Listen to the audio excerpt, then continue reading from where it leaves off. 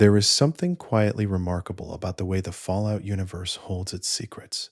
Sealed behind rusted doors, pressed beneath the weight of centuries, folded into the small corners of a world that was never meant to last this long. Across every entry in the series, from the sun-baked ruins of California to the irradiated coastlines of the Commonwealth, developers and designers tucked away details that most players will never encounter. Tonight, we are going to wander through those forgotten places together, tracing the outline of things that were hidden with care and never announced. So before your eyes grow heavy, maybe tap subscribe for more calming videos and share where you're watching from tonight. There is a room in Fallout 4 that almost no one visits during normal play. It exists beneath the surface of the game's architecture, accessible only by those who reach behind the curtain through the PC console command interface. And what they find there is both strange and strangely moving. Every weapon in the game is arranged in neat containers. Every piece of armor, every consumable, every piece of junk, all organized with a calm precision that the wasteland itself never possesses. This was the developer test room, the quiet workshop where Bethesda's designers placed and verified their creations before sending them out into the wreckage of Boston. It was never meant to be seen by players, yet those who found it described the experience as stepping behind a one-way mirror into the private world of the people who built everything they had come to love. What makes this discovery feel significant is not the items themselves, but the order they embody. The wasteland is defined by chaos, by entropy, by the beautiful disorder of things that have been broken and repurposed and abandoned over 2 centuries of struggle. And here, hidden just beneath that chaos, is a space of total stillness and arrangement. It is the kind of contrast that Fallout does better than almost any other series. The reminder that behind every ruin there was once something whole, and that behind every game there were once people working quietly to build a world that others would explore.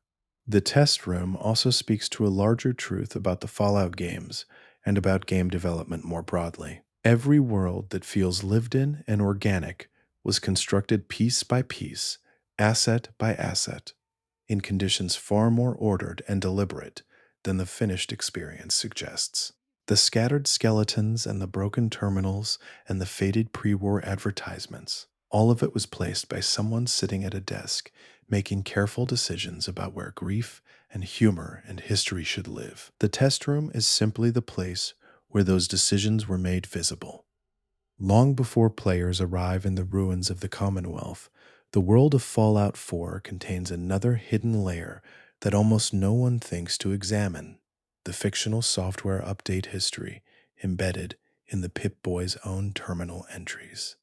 Buried in data that most players scroll past without reading, the version numbers for the Pip-Boy's operating system progress in an orderly sequence until the final entry where the numbering suddenly reverses, jumping backward from 100 down to 12. This was not an accident and not an oversight. Bethesda's developers placed it deliberately, and when asked about it, they described it as representing the software's own internal collapse, a mirror of civilization's broader decline encoded into the device that players carry throughout the entire game. There is something quietly beautiful about this detail. The Pip-Boy is one of the most recognizable objects in the Fallout universe, a chunky, cheerful relic of a pre-war optimism that has outlasted everything that produced it. Players strap it to their wrist at the very beginning of the game and rarely think about it as anything other than an interface. But the people who designed it were thinking about it as a survivor, something that had managed to endure but had not escaped unscathed. Even the software inside had regressed. Even the machine that helps you navigate the end of the world had lost something in the process. It is this quality, the willingness to encode meaning into the smallest and most overlooked details, that defines Fallout's approach to its own universe. Players who never read the Pip-Boy's terminal entries lose nothing in terms of the game's main narrative. They finish the story the same way, but those who pause, who read the entries, who follow the version numbers to their strange backward conclusion, receive something that no quest marker or dialogue prompt could deliver: the sense that this world has been thinking carefully about itself, even in places where no one was expected to look. The sound design of the Fallout series contains secrets that take on a particular kind of intimacy once they are understood. The Geiger counter tick that players hear in irradiated zones, that irregular, anxious clicking that becomes part of the ambient fabric of the wasteland, is not constructed from what most people would expect. Recordings from actual radiation detection equipment were considered, but the design team behind Fallout 3 ultimately built the sound from a more unexpected source: recordings of frying bacon, layered and distorted and stretched until the organic sizzle became something clinical and cold. The sound that suggests mortal danger to every player who has ever crept cautiously through a contaminated zone is rooted in something domestic, even comforting. The morning kitchen, the ordinary smell of breakfast, collapsed and reassembled into dread. This decision carried forward. Every subsequent Fallout title inherited that same sonic DNA, meaning that across decades and development teams and graphical generations, the specific anxiety of radiation has always been built from the same quiet domesticity. The connection was never meant to be noticed. It exists purely in the architecture of the sound itself, far below the level of conscious awareness. But for those who know it, every Geiger counter tick carries a faint echo of something lost, not just civilization, but the specific texture of ordinary life before the world broke. The same team also hid a second auditory secret in Fallout 4's mine detonation sequences. In the final moments before a planted mine explodes, in that brief ticking interval when the device signals its intention, the beeping pattern spells out a word in Morse code. That word is boom. It was confirmed by sound engineers in interviews, placed there not as a warning, but as a small private joke between the people building the game. No player would ever decode it in the heat of navigating a minefield. It was put there for the same reason that artists hide signatures in the margins of paintings, because making something means leaving a trace of the person who made it, even if no one is expected to find it. Across the Fallout universe, the concept of secrets embedded in design extends well beyond sound and software. The in-game clocks found throughout the wasteland, those ordinary-looking wall fixtures frozen in place with cracked faces and dead mechanisms, do not all show the same time, and their variety is not random. Each clock stopped at the precise moment when the designer working on that particular section of the game saved their work and ended their session for the day. The clock on the wall of an abandoned diner stopped at 6:30, not because of anything that happened in the fiction, but because someone at Bethesda finished their shift at 6:30 and saved the file. And the game world froze with them. The clocks scattered across the wasteland are, in this sense, a fossilized record of an entire studio's working hours, a hidden timestamp archive of human labor preserved inside the ruins of a fictional world. There is a poetry to this that the Fallout series seems to encourage almost instinctively. The games are built around the idea that the past leaves traces, that the objects and environments of a vanished civilization carry information about how people lived and when they stopped. The clocks, seen in this light, are doing exactly what Fallout always asks its players to do, with every terminal entry and every skeleton arrangement and every shelf of pre-war goods. Reading the material remains of a world to understand the people who inhabited it. The only difference is that the world being read is not the fictional one of the Commonwealth or the capital wasteland, but the real one of a game studio in Maryland. This is one of the stranger pleasures of exploring the Fallout games with close attention. The boundary between the fictional past being mourned within the story and the actual past being commemorated within the design begins to blur in ways that feel genuinely moving rather than merely clever. Every detail placed by a human hand inside these games is a form of record keeping. Every secret is a message in a bottle. And the wasteland, it turns out, is full of bottles. Vault-Tech's hidden experiments represent some of the deepest secrets in the entire Fallout lore, and many of them remain only partially understood even by dedicated players who have spent years with the series. Vault 11, for instance, ran an experiment built on a genuinely terrible premise. The vault's residents were told that one person among them must be sacrificed each year, and that if they refused, all of them would die. What the vault's systems concealed, what its overseers never announced, was that this was a lie. The vault was designed to open automatically after 5 years, regardless of whether any sacrifices had been made. The entire horror of the place was constructed from a falsehood. The bodies and the records left behind by those who died are made more devastating by the knowledge that none of it was necessary.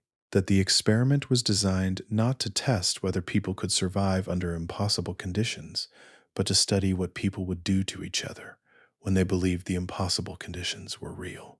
Players who reach Vault 11's inner chamber and discover this truth experience one of the most quietly devastating moments in Fallout history. There is no dramatic revelation, no voiceover, no cutscene. The information exists in terminal entries in the dry language of post-war record keeping, waiting to be found by those who read everything. And because the reveal happens through reading rather than spectacle, it lands with the particular weight of something genuinely stumbled upon rather than delivered. It is a secret designed to hurt in the way that real discoveries hurt, slowly, once understood. The broader Vault Tech program contains dozens of experiments that players only partially encounter. Many vaults are referenced in terminals and holotapes without ever being visited.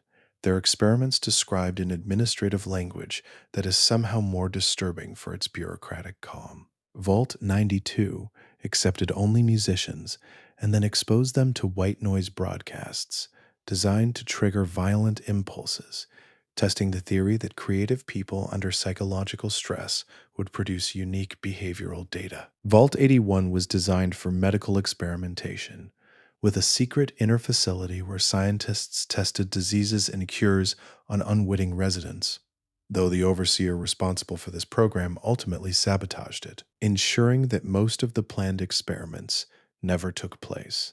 These are not minor additions to the world. They are its foundation, the dark premise beneath every other story the series has to tell. The Brotherhood of Steel keeps its own secrets, some of which are embedded so quietly in the lore that players can complete multiple games without encountering them. In the capital wasteland, the Brotherhood's Citadel contains archives that most players never access, holding records of internal debates that never appear in dialogue or quest content. The scribes and elders disagreed, passionately, repeatedly, over generations, about whether the Brotherhood's core mission of technology preservation had become corrupted by militarism and power accumulation. These debates are documented in terminal entries, written with a formality that cannot quite conceal the genuine anguish beneath them. What makes these records feel significant is how they reframe the Brotherhood's behavior throughout Fallout 3 and 4. The organization's willingness to destroy the Institute at the conclusion of Fallout 4's Brotherhood storyline, its preference for elimination over understanding, appears not as simple aggression when read against these internal documents, but as the final resolution of a decades-long argument about what the Brotherhood was for. Some of its members had always believed that knowledge should serve the living rather than be hoarded by the strong. Those voices lost. The terminals record their defeat with the same quiet precision that every other piece of Fallout's environmental storytelling uses to honor the people and ideas that the main narrative leaves behind.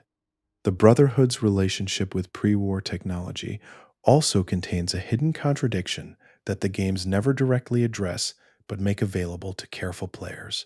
The power armor that defines the Brotherhood's identity, that iconic silhouette that appears in every piece of Fallout promotional material, was not developed by the Brotherhood and was not originally military equipment in the ways the organization treats it. The earliest power armor was designed as a civilian construction and exploration tool, built by a manufacturing concern for workers in extreme environments. The Brotherhood's reverence for it as a symbol of military heritage and technological mastery is, at its core, a reinterpretation, a story the organization has told about an object until the story became more real than the object's actual origins. New Vegas keeps a particular kind of secret that has more to do with emotional landscape than with hidden locations or cut content. The game's world contains a remarkable number of places that exist purely to be found and never to be explained. Spaces that reward exploration without offering any narrative payoff. Locations that simply are what they are and trust players to derive their own meaning from them. The crashed satellite dish in the Mojave, the skeleton of a man sitting in a lawn chair on a hilltop with a bottle of pre-war beer balanced beside him, the small memorial cairns in the open desert that have no associated quest and no discoverable origin. All of these exist in the same register as the most quiet kind of real-world mystery. They carry the texture of things that happened to someone, somewhere, and whose complete story has simply been lost. The game does not use them as puzzles. It uses them as atmosphere. It populates the wasteland with the evidence of lives that cannot be recovered and trusts that this evidence alone will produce something in the player that no quest marker could generate. This approach to world building is one of the most quietly radical things about the series. In a medium defined by goal-oriented design, where every object and encounter typically serves some mechanical or narrative purpose, Fallout consistently includes things that serve only the purpose of being found. The game does not reward you for discovering the man in the lawn chair with experience points or unique equipment. It rewards you with the experience of discovering him, with the specific feeling of coming across something small and sad and human in the middle of an enormous and inhospitable landscape, and knowing that you found it because you were paying attention. The character of Ulysses, introduced in Fallout New Vegas and given his fullest expression in the Lonesome Road expansion, represents one of the most carefully hidden backstories in the series. Players who complete only the main game of New Vegas encounter him exclusively as a voice, a presence implied by the histories of the game's other characters, a name that appears in scattered documents and overheard conversations. Those who follow the breadcrumbs, who read every terminal entry in the right places, who piece together the history of the courier before the events of the game, arrive at Lonesome Road already knowing enough to understand that what awaits there is not simply a final boss encounter, but the resolution of a story that has been running quietly beneath the surface of the entire game. Ulysses had been a frumentarius, a spy for Caesar's legion, and before that, a member of a people destroyed by a republic that claimed to stand for something better. His hatred for the courier is not generic villain hatred, but the specific, exhausted hatred of someone who has watched every civilization he ever believed in collapse under the weight of its own contradictions. He is, in this sense, the most Fallout character in the entire series. A person whose ideology was real and whose faith was genuine and who has been betrayed so many times that betrayal itself has become his philosophy. None of this is explained in the main game. All of it is there, in fragments, for players who are willing to look. The developers at Obsidian Entertainment placed Ulysses' history in the world the way an archaeologist places a significant object in a carefully chosen location, not to be immediately understood, but to be found gradually by those with the patience to excavate. His presence in the background of New Vegas is one of the most sophisticated examples in the series of a secret functioning as genuine storytelling rather than merely as a reward for thoroughness. Among the quieter secrets of the Fallout universe is the way the series has always treated its own music as a form of hidden communication.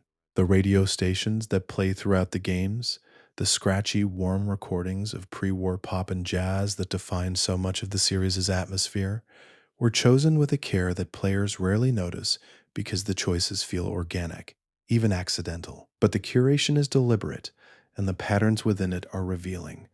Galaxy News Radio in Fallout 3 plays songs whose lyrics, when read closely, map onto the game's themes with a precision that cannot be coincidental. Three Dog, the DJ, presents himself as a storyteller and a keeper of history, a person who uses the surviving infrastructure of pre war entertainment to maintain a connection between the present and the past that is simultaneously comforting and heartbreaking.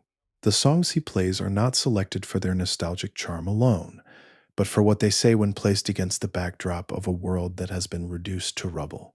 The cheerfulness of a pre war pop song about love and possibility, heard while walking through the irradiated ruins of Washington, D.C., is not an innocent pleasure. It is a meditation on the distance between what the world was and what it became. Radio New Vegas takes a different approach, deploying its music with the cool sophistication of the city it represents.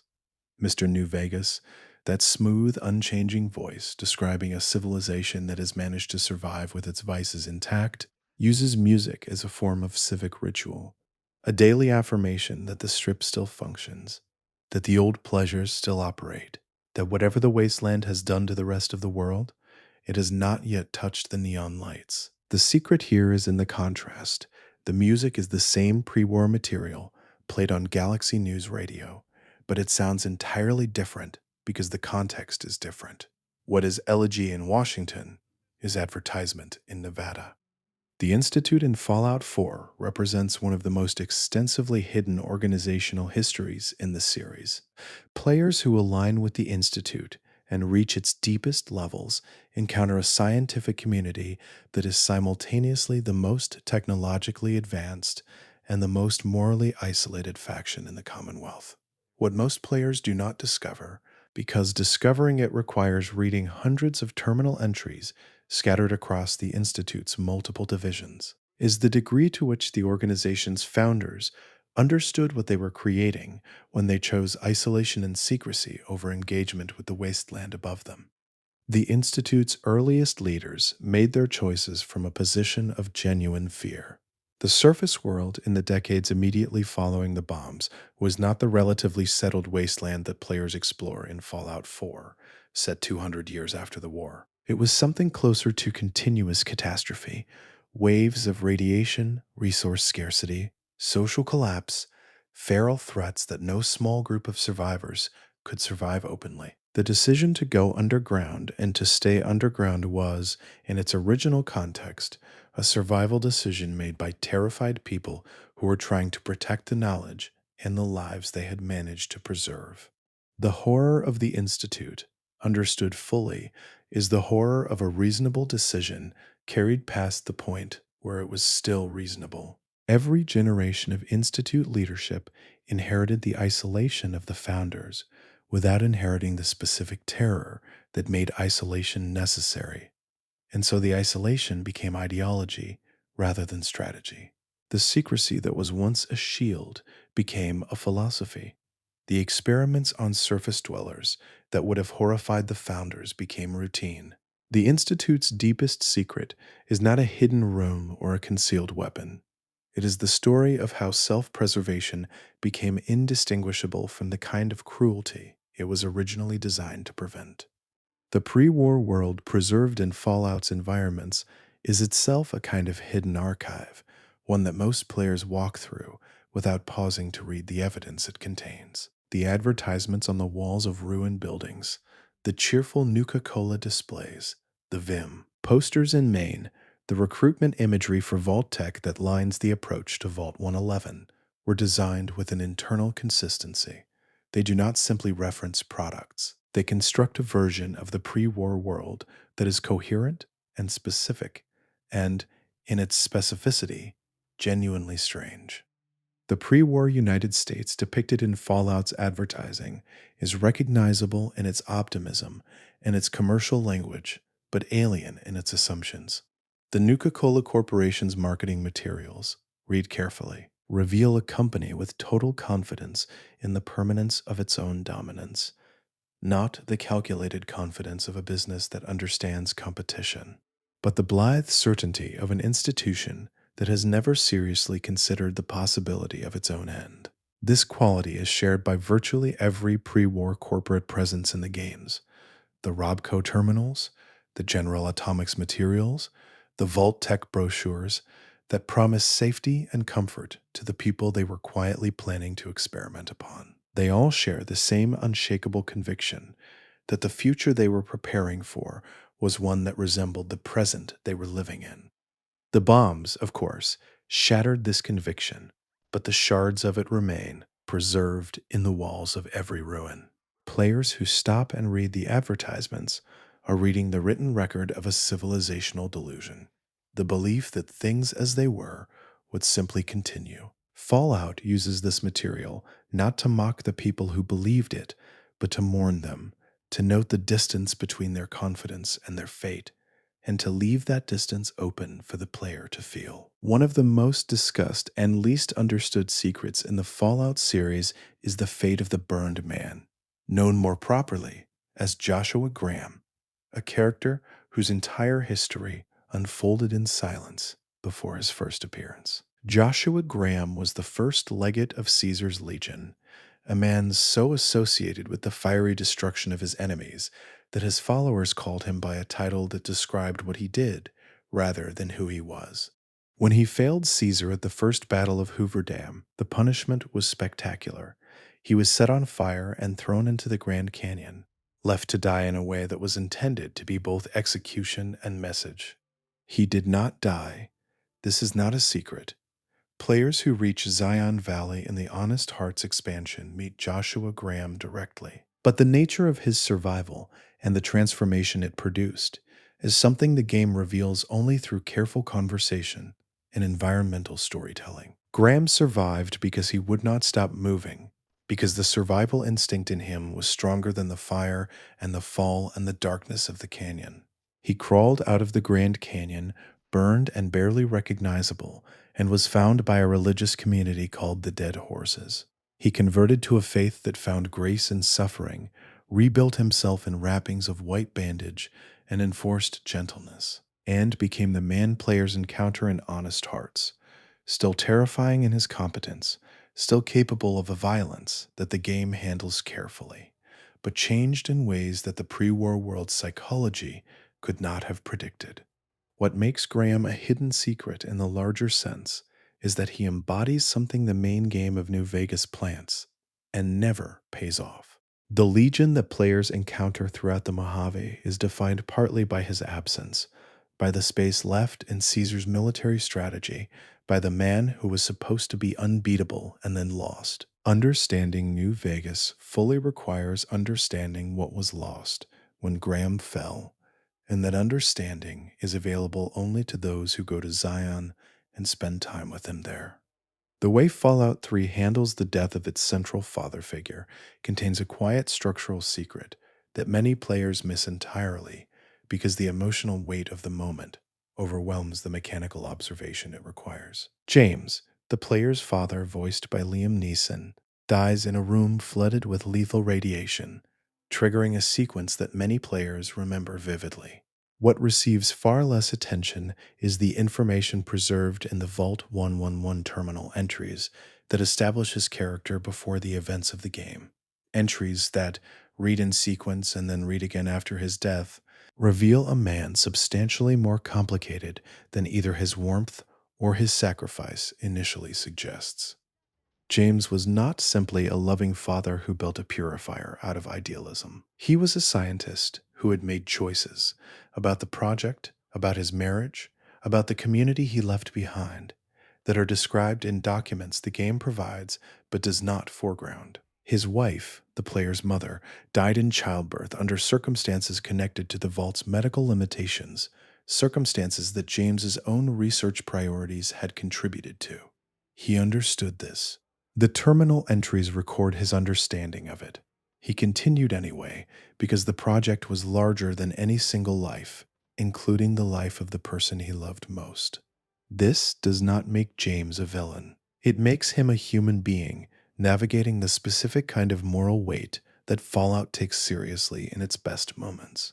The weight of believing that what you are doing is more important than the cost it is extracting from the people around you. Players who read all of this before the game's final act arrive at James's death carrying information that changes what his sacrifice means. It is no longer simply noble. It is also, in its specific way, a form of completion, The resolution of a man who always believed the project was worth everything, finally paying everything himself. The synth question in Fallout 4, the question of whether synthetic humans constructed by the Institute are people, whether their experiences are real, whether their desire for freedom is meaningful, is one the game asks loudly and repeatedly throughout its main storyline. But the game also asks this question quietly, in dozens of small moments scattered across the Commonwealth that have nothing to do with the main quest, and that players can encounter or miss entirely depending on how carefully they explore. There are synths in the game who do not know they are synths, who have built lives and relationships and identities in the wasteland without ever encountering evidence of their own origin. The Railroad, the faction dedicated to freeing synthetic people from the Institute's control, encounters these individuals as a particular moral challenge. Does giving someone information about their own nature help them or harm them? Is a person who is happy in their life, who has no sense of being anything other than what they believe themselves to be, served by the revelation that the memories they carry are not memories of things that happened to them? These questions are not resolved. The game plants them in environmental storytelling and in rare, careful pieces of companion dialogue, and then leaves them open, which is the right choice. What makes them secret in the relevant sense is that players who move quickly through the Commonwealth, who follow quest markers and ignore the lives of people and synths who have no part in the main story, never encounter these questions at all. The philosophical heart of Fallout 4 is available only to those who slow down enough to find it. It is hidden not behind a locked door, but behind the simple willingness to pay attention to the world. Among the least visited locations in the entire Fallout universe are the areas that were placed for environmental storytelling purposes without any associated quest content, spaces that exist only as evidence of events the game never explains. In the Commonwealth, a number of these locations were placed by level designers who were given considerable creative latitude, and some of them tell stories of an intimacy that the main narrative rarely matches. There is a house in the Commonwealth where two skeletons lie in a bed, facing each other, their remains arranged so that the suggestion of embrace is unmistakable even after 2 centuries of decomposition. There is no holotape, no terminal entry, no note explaining who these people were. The arrangement is the entire story. They were together when the bombs fell. They were together when everything ended. The game places this scene and then steps back and trusts the player to receive what it is offering. Not information, but feeling. Not a secret to be decoded, but a moment of recognition. Near a playground in the suburban ruins north of Boston, another skeleton sits against a swing set, a small stuffed animal resting in the remains of its lap. No quest marker draws players there. No companion comments on it. It exists purely as evidence of a parent or a child, of someone for whom the playful innocence of childhood was the last thing they chose to be near. The Fallout series at its best is always doing this, always placing its most moving content not in the places where players are directed to look, but in the margins, the quiet corners, the spaces where the world continues to be itself, even when no one is watching. The weapons of the Fallout universe carry their own hidden histories, many of which are traceable through terminal entries and holotapes to specific pre-war military programs that were running up to the moment the bombs fell. The plasma rifle that players first encounter in Fallout 1 was, in the game's lore, a military-grade weapon produced by a defense contractor for the United States Army. But the company's internal records, available through terminals in later games, reveal that the design was originally intended for civilian law enforcement and that it was escalated to military application during the Resource Wars due to its effectiveness and the desperation of procurement officers running out of conventional options. This small piece of lore does significant work within the game's broader critique of military industrialism and the pre-war government's relationship with private contractors. The plasma rifle is not simply a futuristic gun. It is a document of how a society under terminal stress makes decisions that trade safety and proportionality for immediate effectiveness. The pre-war United States that Fallout depicts was not in its final years a civilization making considered choices about the kinds of weapons it was putting into circulation. It was a civilization in the late stages of a resource competition it could not win, making increasingly desperate decisions that looked like solutions in the short term and catastrophes in the long one. The Fat Man, the portable nuclear catapult that players can acquire in multiple Fallout games, carries an even more specific hidden history. Its existence as a standard issue military weapon, however rarely encountered in the wasteland, given the obvious challenges of maintaining nuclear ordnance for 200 years, is referenced in terminals describing the final days of the conventional military's engagement in the Anchorage campaign in Alaska. It was developed not as a battlefield weapon in the conventional sense, but as a psychological one, an escalation intended to demonstrate American willingness to use nuclear force on a tactical level even before the strategic nuclear exchange that ended the world. Its presence in the wasteland is, in this light, less a piece of game design whimsy than a piece of dark irony. The weapon whose deployment was intended to prevent full nuclear war became just another piece of scrap scattered across the world that full nuclear war produced.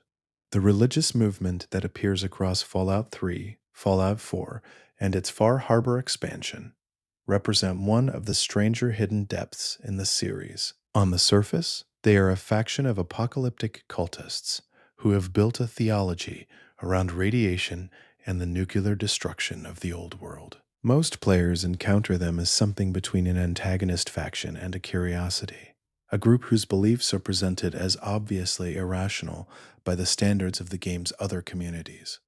But the theological system they have constructed, examined on its own terms, has an internal logic that rewards attention.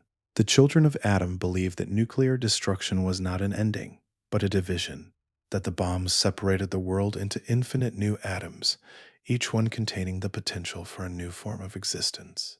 In their cosmology, Adam is not a god who destroyed the world, but one who multiplied it, who turned a single corrupted civilization into the seeds of something unimaginably various.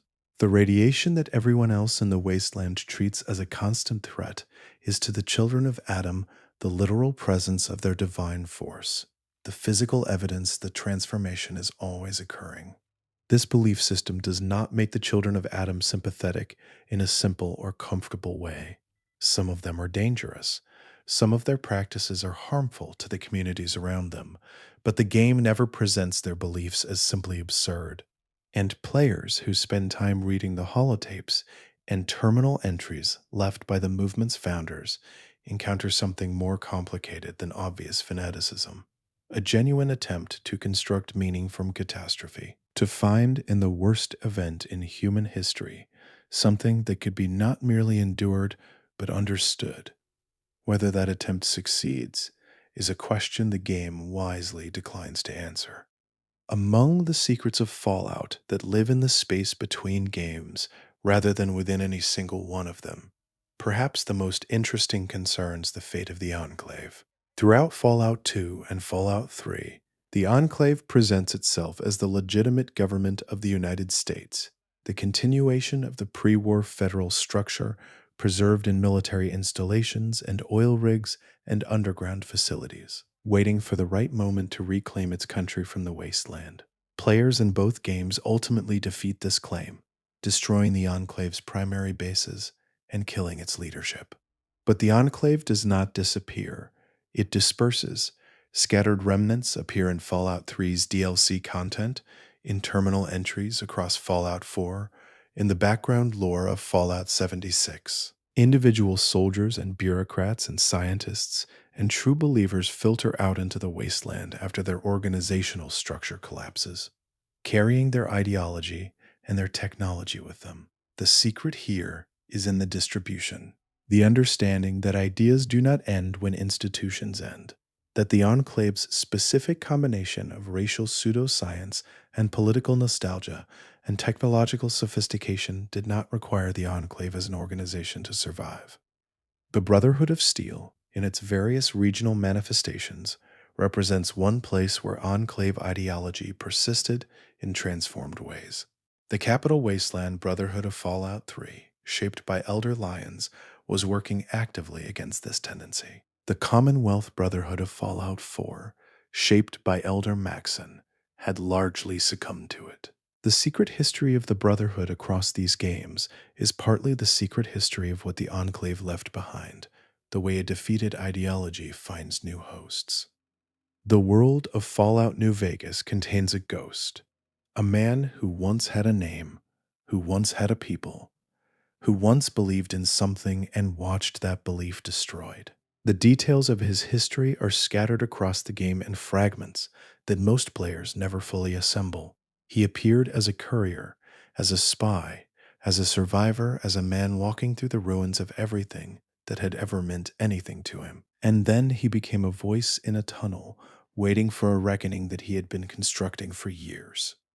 Ulysses carried the flag of the old world, not out of nostalgia, but out of grief, and the distinction matters enormously to understanding New Vegas's most carefully hidden story. He had watched the courier, unknowingly, scatter the seeds of a biological weapon that destroyed his people's settlement before the events of the game. He had followed the courier's path across the wasteland long enough to understand that destruction was not always intentional, that catastrophe could be accidental, that the most devastating things people do to each other are sometimes the things they do without looking. And this understanding, rather than offering him peace, had made him more certain than ever that the cycle of destruction needed to be broken at its root. The divide, the shattered wasteland where Lonesome Road takes place, is what remains of the community that Ulysses loved and lost. Its ruins are the most personal landscape in the entire Fallout universe, a place shaped entirely by grief and preserved by the same stubbornness that kept Ulysses walking after every defeat. Players who know his full history before they arrive there walk through the wreckage differently than those who encounter it fresh. They understand that the landscape is not simply atmospheric, that every collapsed building and broken road is a specific loss, that what looks like the abstract devastation of the wasteland is, in this place, one person's private grief expanded to fill the horizon. The quiet places of the Fallout games contain, if you spend enough time in them, a consistent emotional undertone that is distinct from the post-apocalyptic adventure that defines the game's surface experience. It is not the thrill of exploration, or the satisfaction of problem solving, or even the particular dark pleasure of navigating a morally complex world. It is something closer to what poets call elegy, the acknowledgement of what is gone, carried quietly through landscapes where almost everything that was once worth mourning has already been mourned by history and discarded. There is a library in the Capital Wasteland, preserved almost intact inside a building that the wasteland's larger chaos somehow did not reach. Its shelves still hold books on subjects that no one in the wasteland has any practical use for: art history, botany, ancient languages, the theory of music, the philosophy of mathematics. The people who once needed these books no longer exist.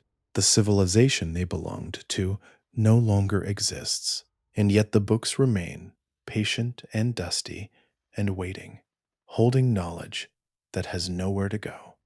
Players who spend time in this library, reading the terminal entries, examining the preserved collection, sitting in the silence of a place built for the specific kind of quiet that reading requires, are encountering the Fallout universe at its most unguarded. The games are not, in these moments, asking players to make decisions or to solve problems or to advance a narrative. They are simply asking players to be present in a space where the past is more real than the present, where the evidence of human intellectual ambition has survived longer than the civilization that produced it. The secret of this library, and of the dozens of similar spaces distributed across the Fallout games, is that they are not really about the apocalypse at all. They are about what the things people make can outlast the people who made them, and whether that outlasting is a comfort or a sorrow. The factions of the Fallout universe all carry secrets in their founding myths, the gap between what they tell their members about their own origins and what the documentary record available in scattered terminals and old holotapes actually shows. The new California Republic presents itself as the inheritor of pre war democratic ideals, a polity built on the ruins of the old world with the explicit goal of restoring order and law and representative governance. This claim is not entirely false, but the Republic's founders drew on the specific population of Vault 15, a vault whose experiment involved releasing its residents into the wasteland before the standard isolation period ended. And that early history produced a community already defined by conflict, already shaped by the experience of having been abandoned and forced to survive through improvisation and occasionally through theft. The Republic's founding generation understood themselves as survivors of an injustice, people who had been failed by the institutions that were supposed to protect them, and who had chosen to build better ones. This self understanding is admirable. It is also, as Fallout New Vegas shows in considerable detail, the source of many of the Republic's worst tendencies. The assumption that the people governing the Republic understand the situation better than the people being governed. The willingness to use the same institutional authority that was once used to harm them now in service of their own expansion. The gap between the democratic ideals of the founding documents and the actual exercise of power in contested territories. This is the Republic's hidden history, not hidden in the sense of being suppressed or falsified, but hidden in the sense that no one within the Republic particularly wants to follow its implications to their uncomfortable conclusions. The founding myth survives because it is useful and because it is, in important ways, true. The contradictions survive alongside it, available to anyone who reads carefully enough, waiting to be understood. The relationship between the Fallout universe and the real history of the Cold War is one of the series' most consistently underexplored hidden depths.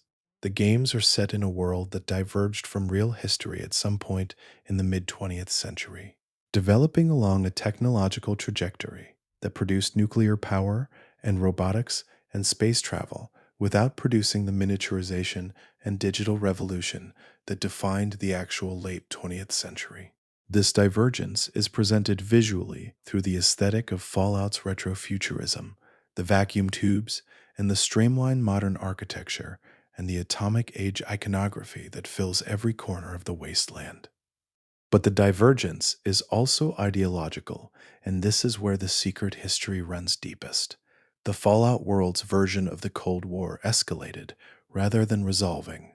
The resource wars of the mid-21st century are in many ways simply the Cold War's logic, extended by 2 or 3 decades and played out over oil rather than ideology, finally concluding in the exchange that both the actual Cold War and the fictional resource wars had been threatening since the beginning. The pre-war governments of China and the United States in the Fallout universe are in this reading simply the historical superpowers, finally following the trajectory that nuclear deterrence had always implied. The assumption that enough preparation and enough weapons and enough political will could survive a nuclear exchange and emerge as the dominant power on the other side. The wasteland is the answer to this assumption. It is 200 years of evidence that neither side won, that the preparations and weapons and political will produced exactly the catastrophe they were designed to prevent, and that the world on the other side of a nuclear exchange looks nothing like the world that the people who planned for it were imagining. This is the Fallout universe's deepest and most consistently maintained secret. Not a hidden room or a cut quest or an embedded developer signature, but a sustained meditation on the specific kind of civilizational hubris that believes catastrophe can be survived by the right people if they prepare correctly. In the final hours of exploring what the Fallout universe keeps hidden, it becomes clear that the series has never really been about secrets in the conventional sense. The hidden content, the developer Easter eggs, the cut quests and unused dialogue lines, and frozen clocks. All of these matter, but they are not the reason careful exploration of these games feels meaningful, rather than merely satisfying. The reason is that the world of Fallout was built by people who cared about the difference between information and understanding, between data and feeling, between the record of an event and the experience of its weight. The skeletons in the beds and the clocks stopped at a designer's closing hour, and the library that no one visits, and the theology built from catastrophe, and the flag carried through ruins. All of these are evidence of a creative sensibility that believed the smallest details were the ones that carried the most truth. They were placed by people who understood that the vastness of a post apocalyptic landscape is only moving because of the intimacy of the human stories embedded within it, and who trusted the players who would eventually walk through their world to be the kind of people who would stop and read and feel and pay attention. The secrets of the Fallout universe are, in the end, an act of faith, a bet made by their creators that someone out there would care about a frozen clock, would stop to read a version number, would sit for a moment in a ruined library and feel the weight of preserved knowledge with nowhere to go. That bet has been paid off over and over by players who have spent years with these games and continue to find new things in them. Not because Bethesda and Obsidian and Black Isle hid inexhaustible content in their games, but because the content they hid was placed with enough care and enough love that finding it continues to feel like finding something that was placed there specifically for you. The question of whether Fallout's robots are conscious is one the series has circled around since its very beginning, touching it lightly in some games and pressing on it hard in others, never quite resolving it, because the resolution would require taking a position on a question that genuine philosophy has not yet answered. The Protectrons and Mr. Handys that populate the wasteland are, by the evidence of their behavior, somewhere between sophisticated tools and something that deserves a more careful designation. They have preferences. They have something that functions like anxiety.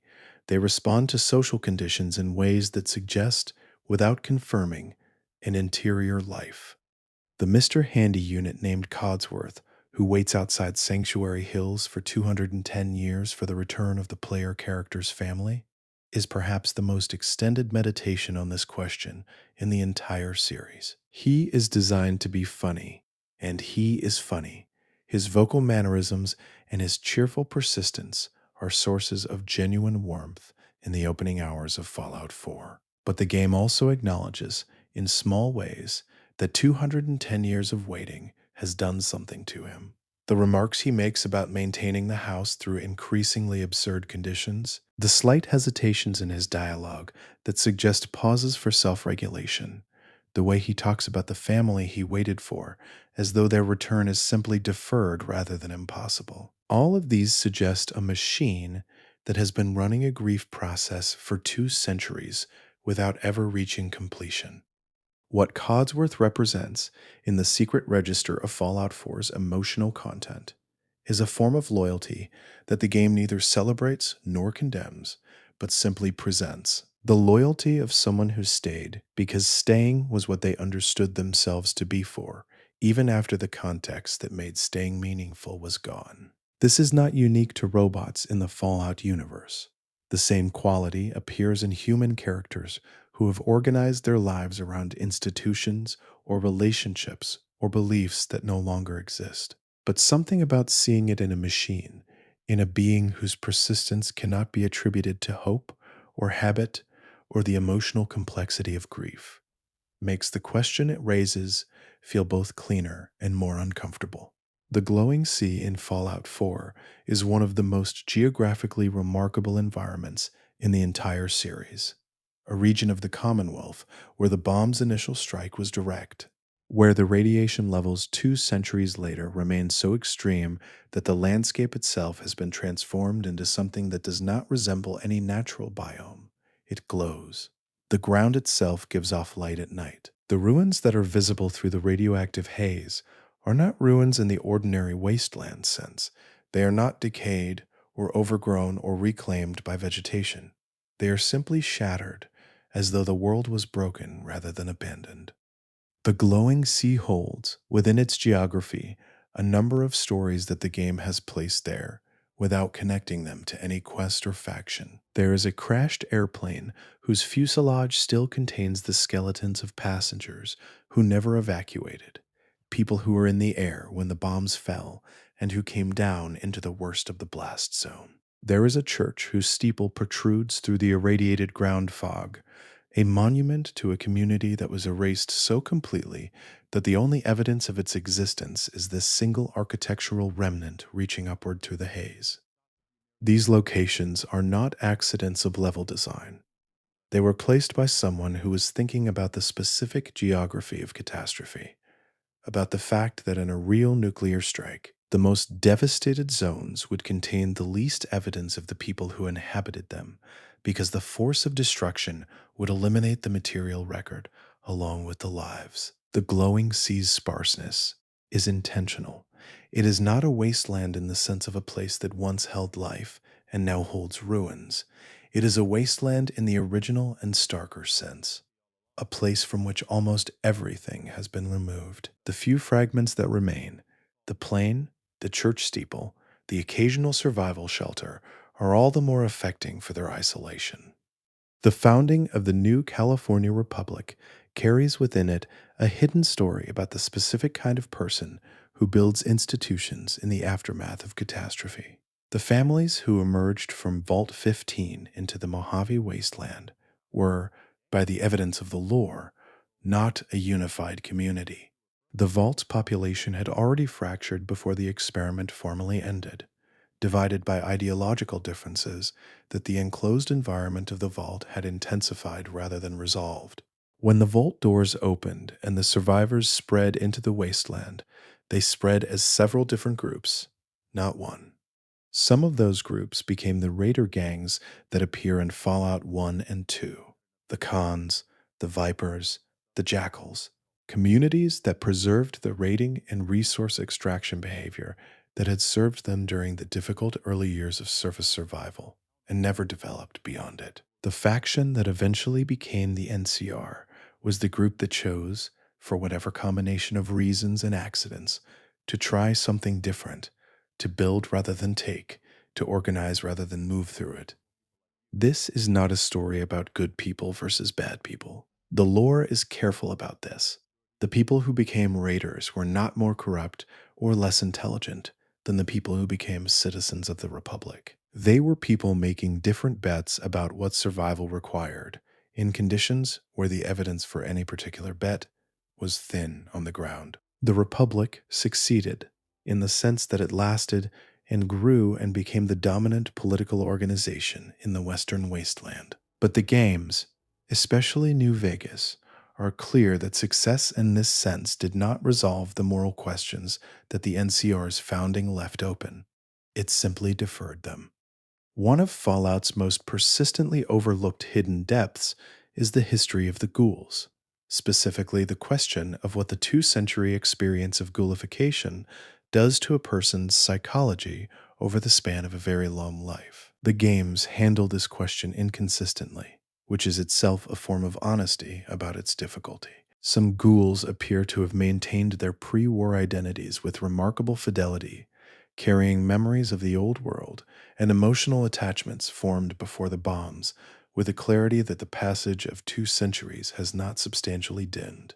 Others have lost almost everything except a vague hostility, become feral in the technical and the metaphorical sense simultaneously.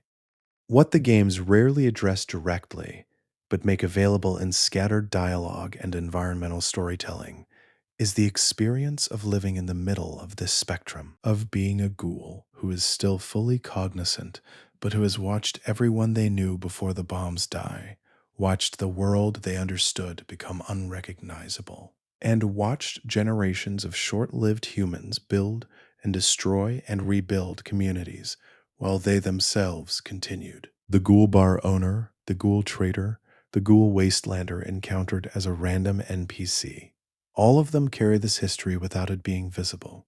They are 200-year-old people in a world that treats them as a curiosity or a threat. Raul Tejada in New Vegas is one of the few places where this history is made explicit. His backstory, available through companion quests that many players never complete, includes memories of pre-war Mexico, of the family he failed to protect when the bombs fell, of decades of aimless wandering through a world that no longer contained anyone who knew him before he became what he is. His weariness is not dramatic, it is the specific exhaustion of someone who has been alive long enough that the question of why to continue has become genuinely difficult rather than philosophical. The secret of Raoul's character is the secret of every long lived ghoul in the wasteland.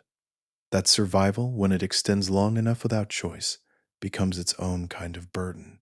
The bobblehead figurines that players collect throughout multiple Fallout games contain, within the lore of the game's fiction, a history that transforms their function from collectible game mechanic to something more quietly unsettling. The Vault-Tec mascot, that smiling thumbs up figure in the blue and yellow suit, was the face of a corporation's largest and most sustained act of mass deception. The brochures that featured him promised safety and community and the preservation of civilization. The vaults he appeared in front of were designed, many of them, as experiments rather than shelters, designed to subject their residents to conditions that would produce data rather than survival.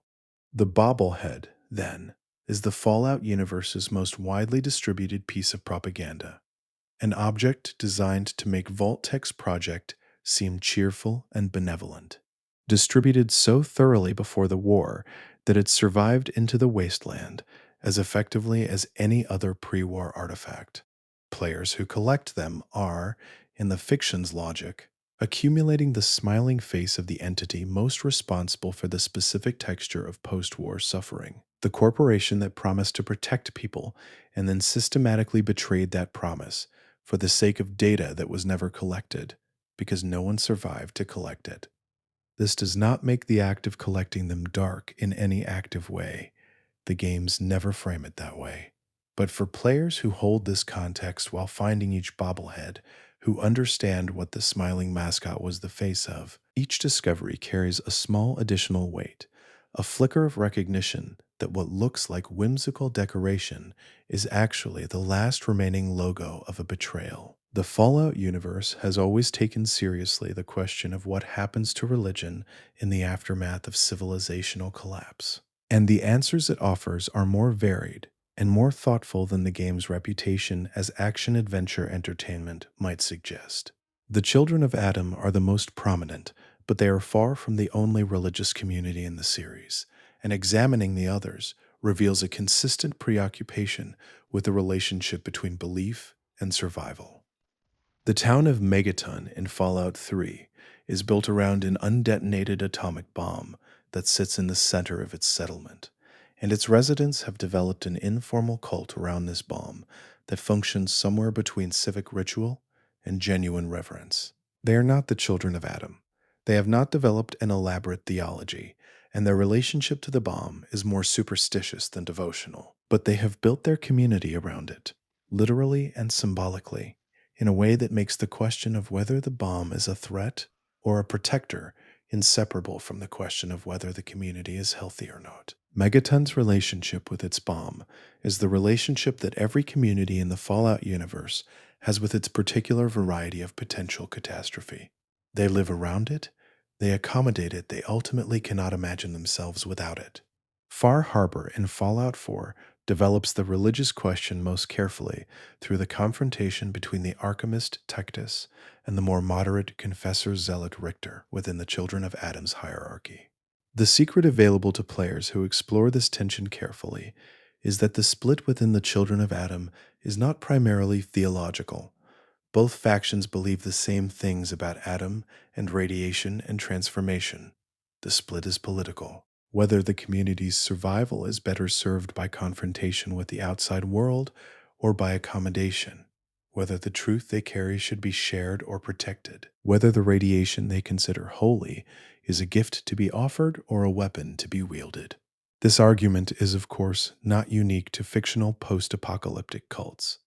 It is the argument that every community with a strongly defined identity eventually has to have about its relationship to the world outside its borders.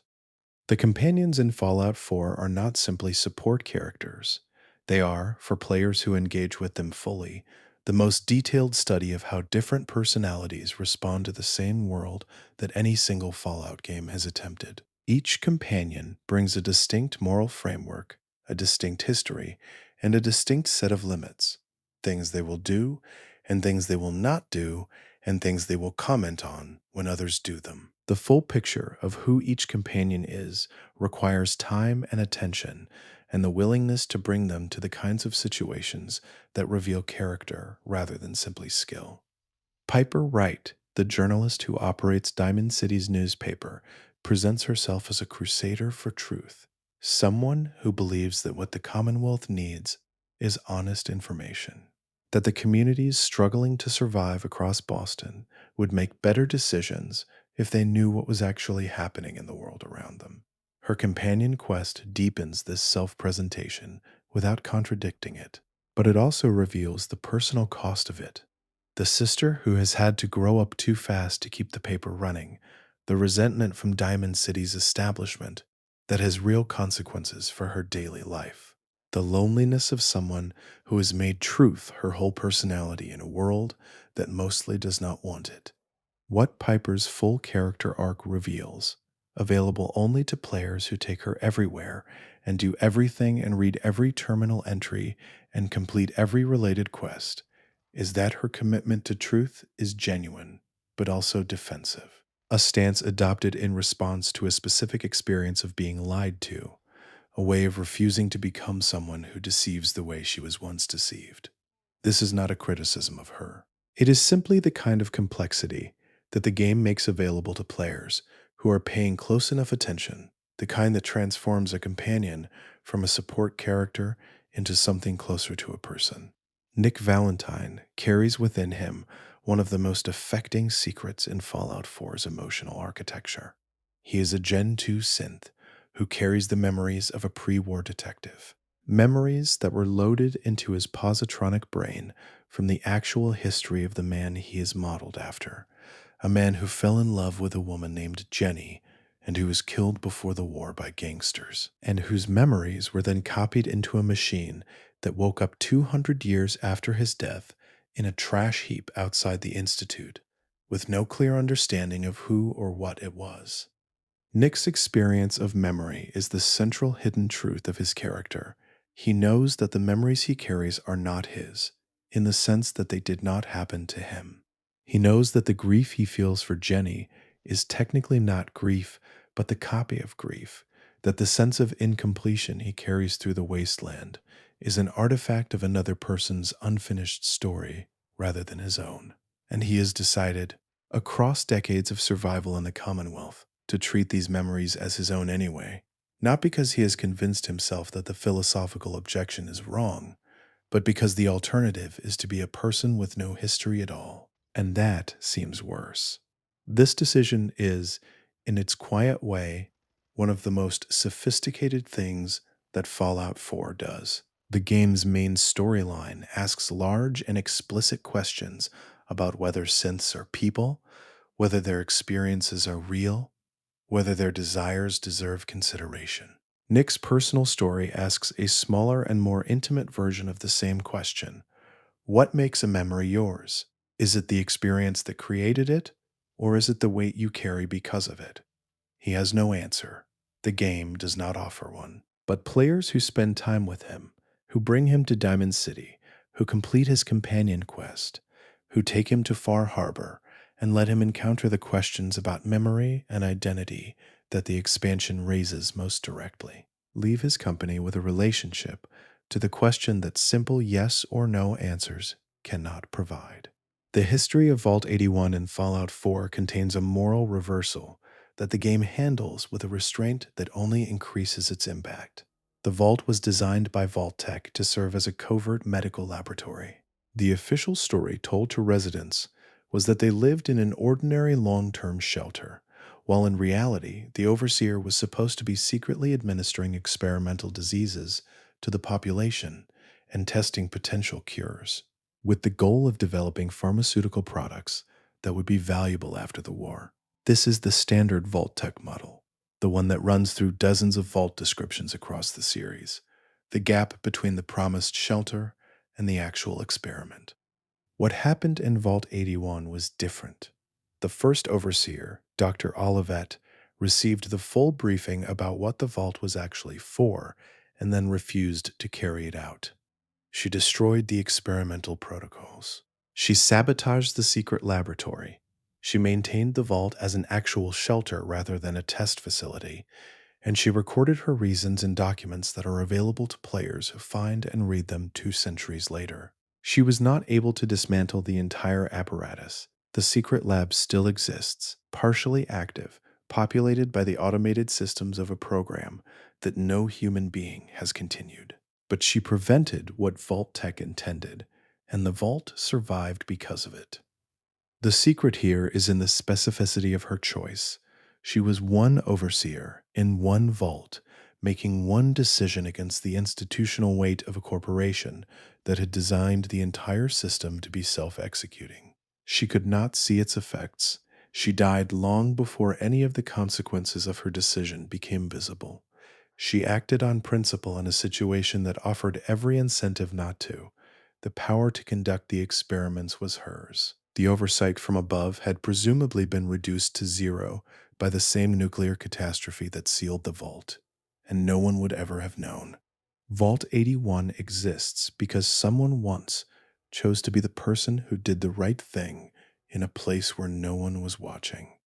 The Fallout series has scattered, across its games and in the spaces between them, a sustained meditation on the nature of heroism that never quite resolves into a clear position, because a clear position would require pretending that the wasteland's moral situations are simpler than they are. The games offer players the choice to be heroes in the conventional sense, and those choices produce conventional heroic outcomes: saved settlements, grateful communities, reduced suffering. But they also consistently complicate heroism by making it expensive, by ensuring that the most important choices cost something, by populating the world with people whose suffering is real and whose claims on the player's attention are legitimate but mutually incompatible. The Minutemen questline in Fallout 4 is perhaps the clearest example of this complication. The Minutemen are the most conventionally heroic faction available to the player, a community defense organization dedicated to protecting settlements from the various threats that the Commonwealth presents. Their goals are simple and their values are legible: protect the weak, build community, maintain the possibility of civilian life in the wasteland. And yet the game makes completing their questline genuinely tedious in ways that feel deliberate, requiring players to engage with the repetitive logistics of settlement defense that form the actual daily reality of what the Minutemen do. This is not poor game design. It is the game's most honest statement about heroism, that the kind that actually helps people is almost always exhausting, that it is made up of repetitive acts of maintenance rather than dramatic acts of rescue, that the gap between the idea of protecting people and the practice of it is where the actual moral work takes place. Players who stick with the Minutemen through the tedium and build the settlement network and attend to the small crises receive, in the game's ending slides, a vision of the Commonwealth transformed, not dramatically, not in ways that make headlines, but incrementally and sustainably.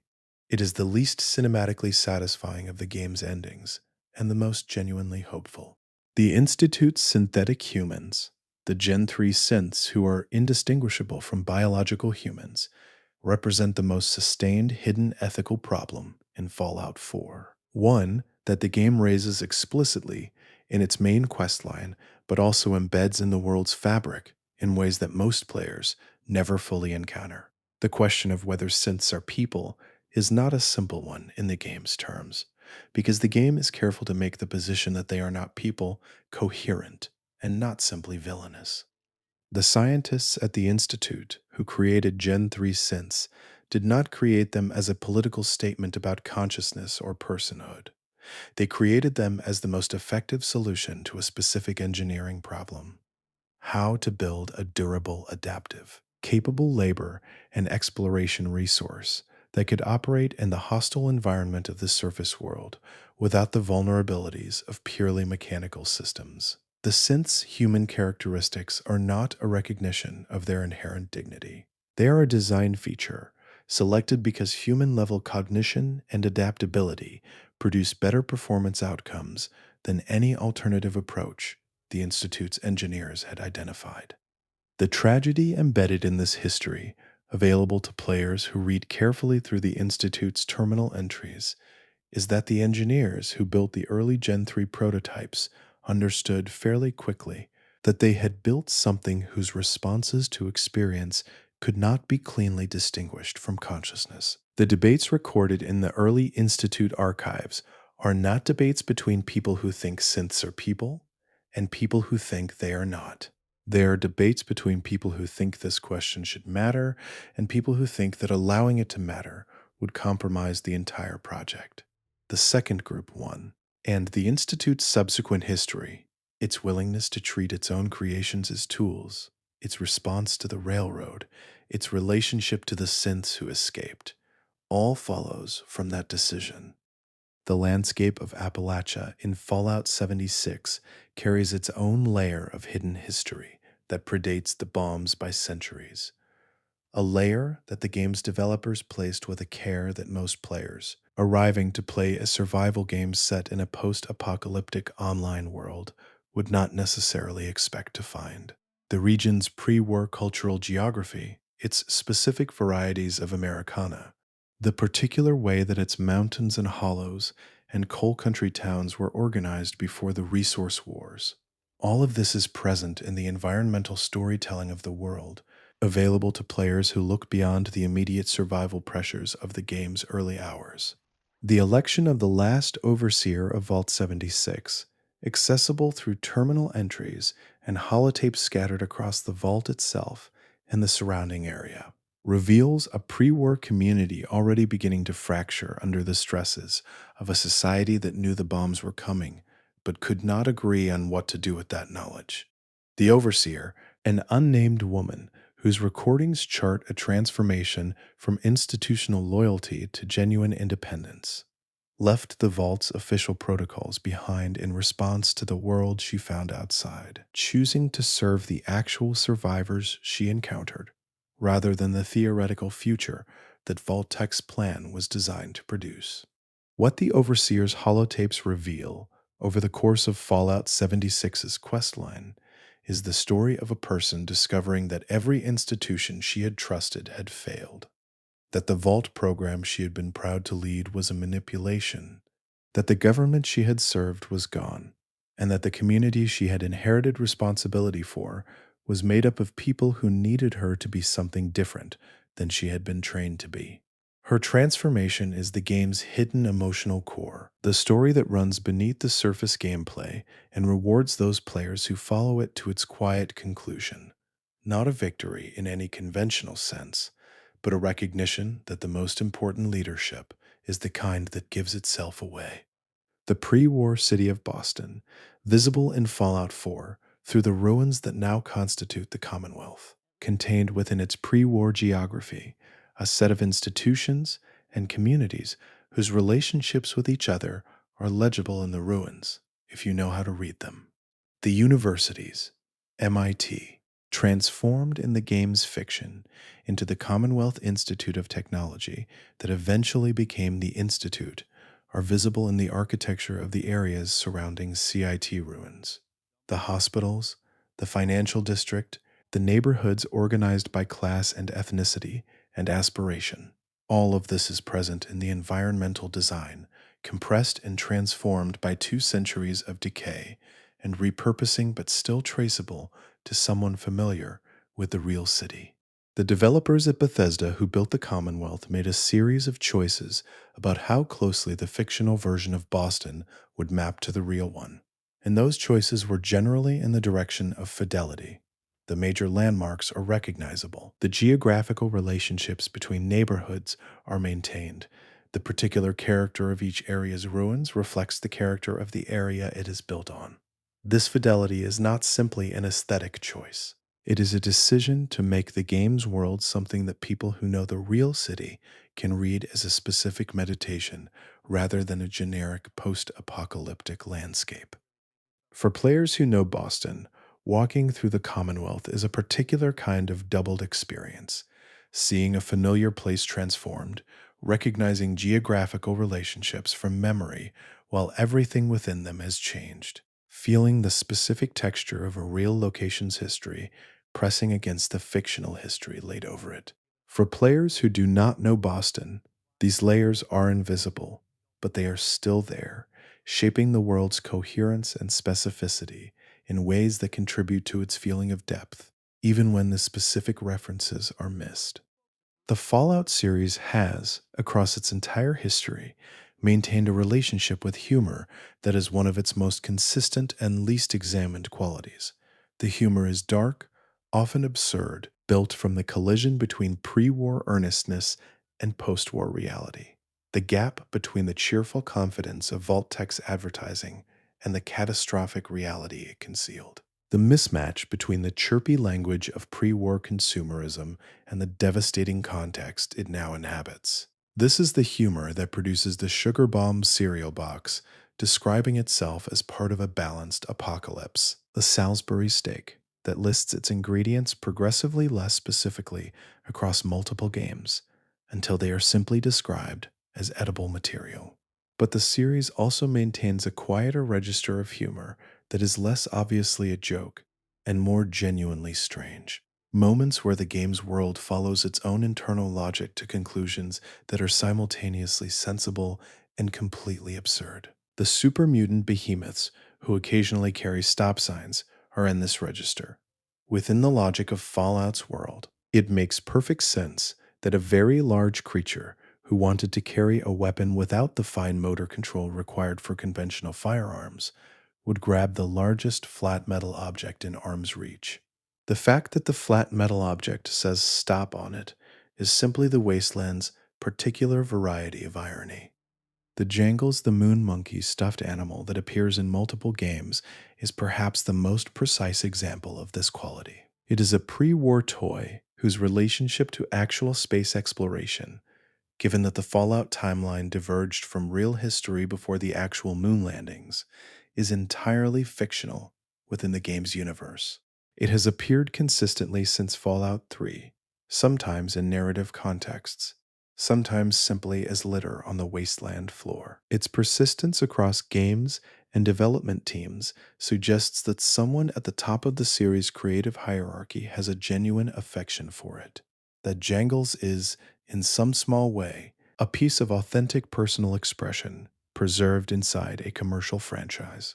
This is not a large secret, but it is a real one, and it is the kind of real one that the Fallout series has always had room for. There is a theory about the Fallout universe that has circulated among its most dedicated fans since the early games. A theory about what the world would look like if the resource wars had not ended with nuclear exchange. The technology of the Fallout universe diverged from real history in ways that produced nuclear power and advanced robotics, but not miniaturization, and not the digital revolution. A world that continued along that trajectory, that found some way to resolve the resource conflict without nuclear exchange, that developed its atomic age technology to its logical conclusion, would look, by some projections, like something almost unrecognizable from either the pre-war world or the wasteland. The game's gesture at this alternative history in small ways. Some terminal entries in the later games describe research programs that, had they continued, would have produced technologies beyond even what Vault-Tec or the Institute achieved.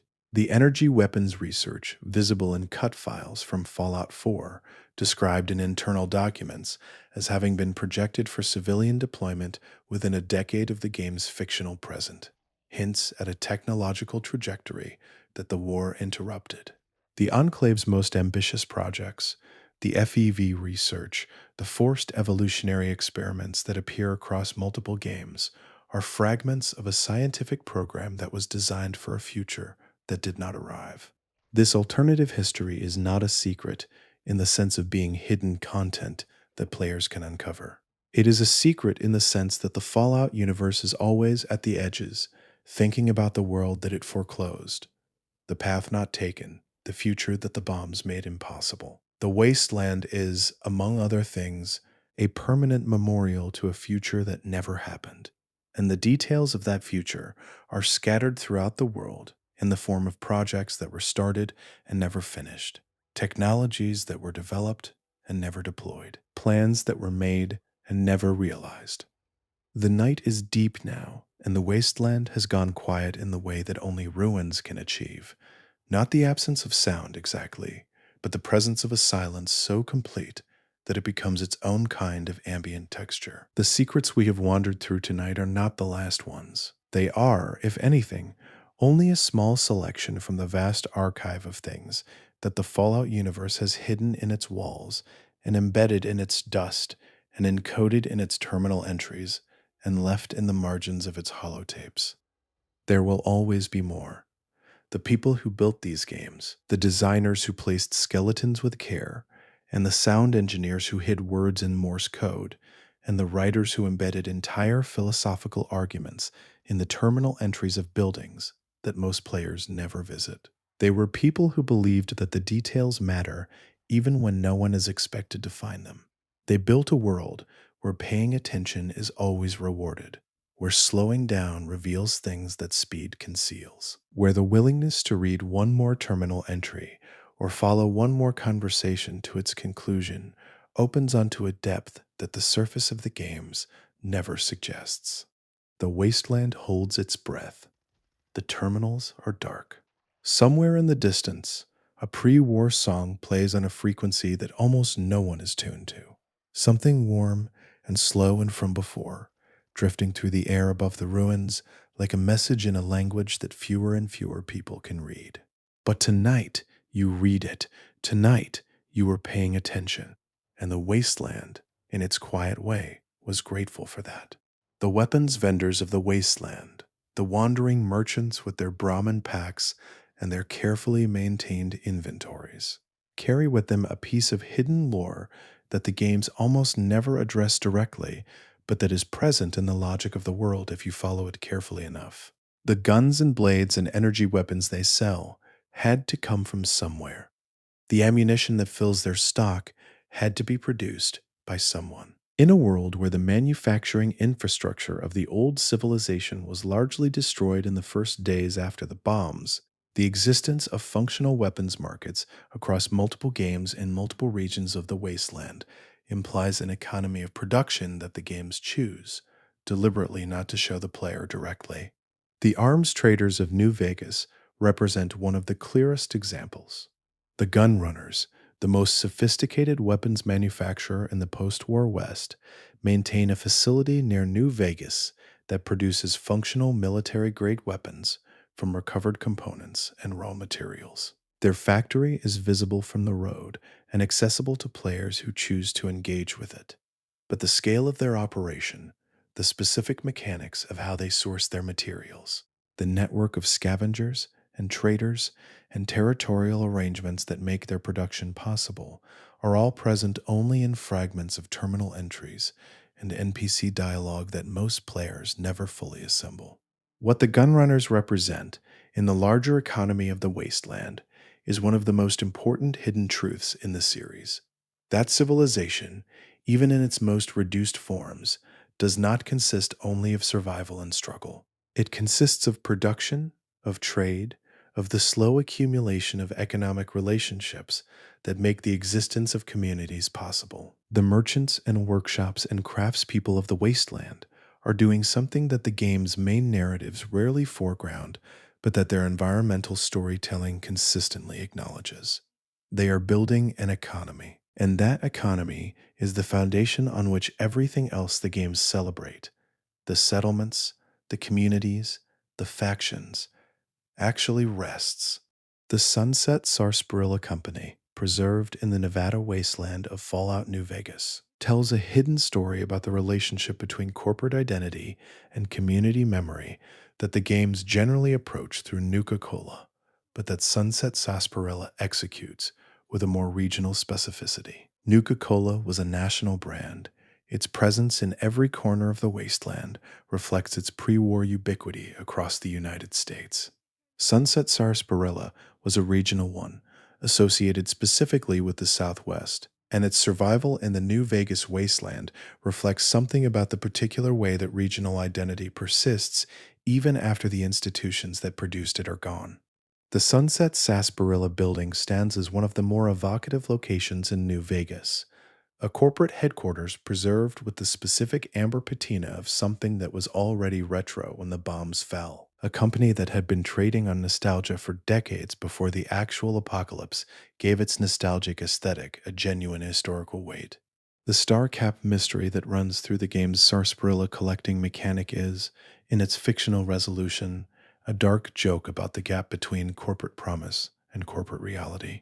But the building itself and the holotapes and terminal entries within it tell a quieter story about the employees who worked there in the days before the bombs, people who took their jobs seriously and cared about their product and were doing their ordinary work right up until the moment that ordinary work became impossible. There is a secretary's terminal in the Sunset Sarsaparilla headquarters that contains nothing of narrative significance, no passwords, no quest relevant information, nothing that serves any mechanical purpose. It contains instead a record of a working day, meetings scheduled and rescheduled, memos responded to and forwarded, the administrative texture of a pre war corporate office preserved in digital amber. This terminal exists because someone decided to put it there. Because the game would be poorer for having only functional terminals in significant locations, and never the evidence of ordinary life being lived in ordinary ways in the spaces between the significant ones. It is, in its small way, one of the most humanizing things in the game. The relationship between the Fallout games and the idea of memory is one that runs through the entire series with a consistency that suggests it has always been near the center of what the games are about. The vaults preserve memory in the most literal sense. They are time capsules designed to hold the people and knowledge of the old world until the new one could be built. But the preservation fails in almost every case, either through the violence of the vault experiments or through the simple fact that 2 centuries is long enough for memory to transform into something that resembles the original only in outline. The ghoul remembers pre war Boston as a living city, remembers specific streets and buildings, and the quality of light on particular afternoons. But the city those memories describe no longer corresponds to anything that exists. The terminal entries and holotapes that players find across the games are memories too, but memories fixed in place, unable to be revised or updated by the changing understanding of the person who made them. They speak from a past that is frozen while everything around them has continued to move, saying the same things they said on the day they were recorded, while the world that made those things meaningful has been replaced by something entirely different. The player character in every Fallout game is, in a sense, a person learning to read memory, learning to understand what the fixed records of the past mean in the context of a present that those records could not anticipate. Every terminal entry is a message from someone who did not know they were writing to you, who did not know that the world they were recording would end so soon after they put down their thoughts. Reading them is an act of interpretation that the games never acknowledge directly as such, but that shapes everything about the experience of playing them. The sense that the past is always present, always speaking, always available to those who are willing to listen, even when it was not addressed to them. The original Fallout, the game released in 1997, set in the ruins of Southern California, contains in its final moments a hidden critique of heroism that players of later games sometimes miss because the later games handle their endings very differently. The Vault Dweller, after defeating the Master and destroying the Mariposa military base and saving the wasteland from the threat of forced mutation, returns to Vault 13, the vault they came from, the home they left to find a replacement water chip, and they are turned away. The Vault Overseer's decision to exile the Vault Dweller is recorded in documents available in later games, and it is not a decision made from cruelty or ingratitude. It is a decision made from fear, the specific fear that a person who has survived what the Vault Dweller survived, who has done what the Vault Dweller did, who has been changed by the wasteland in ways that the Vault's controlled environment cannot accommodate, represents a threat to the Vault's stability, more serious than any external danger. The Overseer is not wrong that the Vault Dweller has changed. He is wrong, possibly, in his assessment of what that change means. But his decision has a coherence to it, that the game allows players to recognize even as they feel its injustice. The Vault Dweller goes on to found a community in the wasteland, Arroyo, the tribal village that appears at the beginning of Fallout 2, and that community produces the Chosen One, the protagonist of the second game. The arc from the Vault Dweller's exile to the Chosen One's quest is, in the broadest view, the story of how the wasteland transforms the people who survive it, and how those transformed people transform everything they touch. The hidden truth in Fallout 1's ending is that the Overseer was right that the Vault Dweller could not go back to what they were before, but wrong to treat this as a problem rather than a possibility.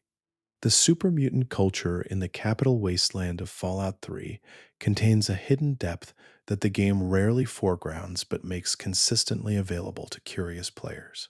The super mutants encountered throughout the game are, by the dominant narrative, mindless aggressors, former humans transformed by the forced evolutionary virus into something that has lost the qualities that made them human and retained only the capacity for violence. And many of the super mutants players encountered do conform to this description, but not all of them do, and the ones who do not are scattered throughout the game in ways that require attention to find. Fox, the super mutant encountered in the bowels of Vault 87, is the most prominent example, a being who has retained not only his intelligence, but his reading habit, his curiosity, his emotional capacity, his sense of humor, and his moral framework.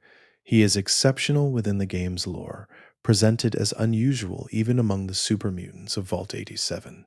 But the terminal entries and occasional environmental storytelling scattered through the super mutant fortresses of the capital wasteland hint that Fox is not as unique as the main narrative presents him. There are records of debate among the super mutants, of factions within their community, of arguments about what they are and what they should do that require a level of cognitive sophistication that the game's combat encounters rarely suggest.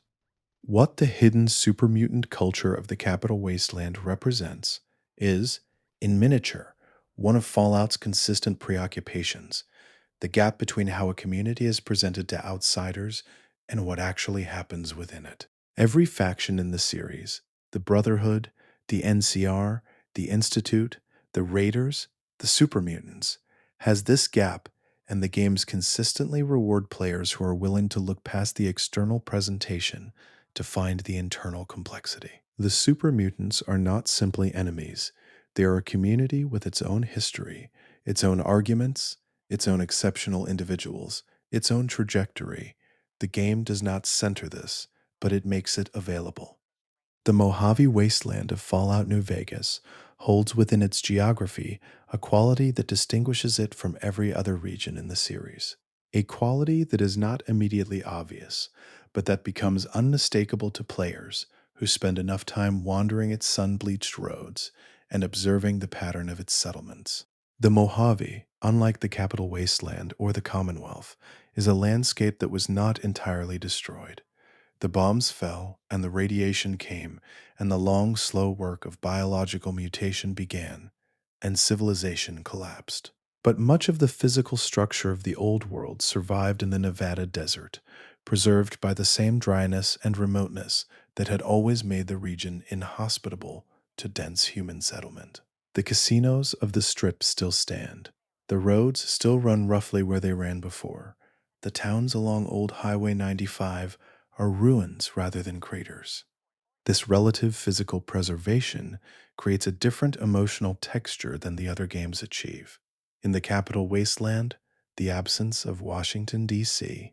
as a functioning city is a constant presence. The monuments and museums and administrative buildings stand as explicit monuments to what was lost. In the Mojave, the old world's survival is subtler.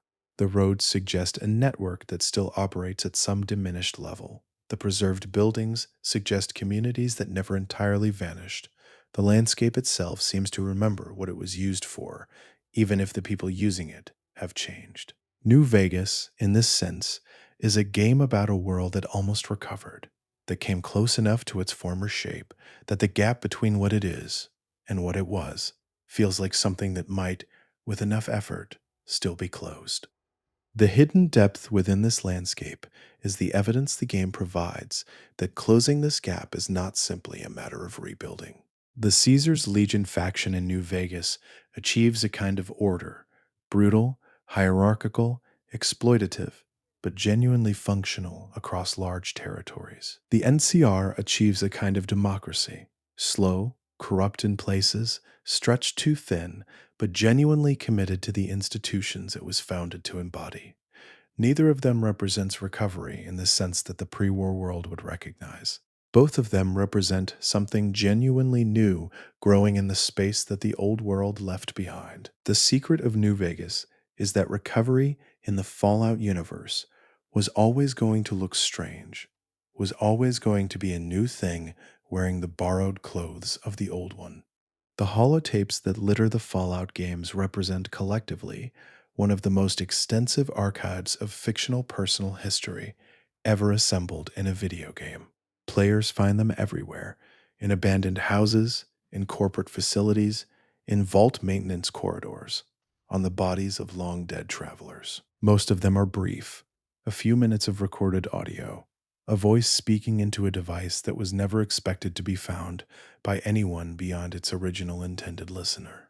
And most of them tell small stories: an employee leaving a message for a colleague, a parent recording a note for a child, a scientist documenting observations that have since become irrelevant.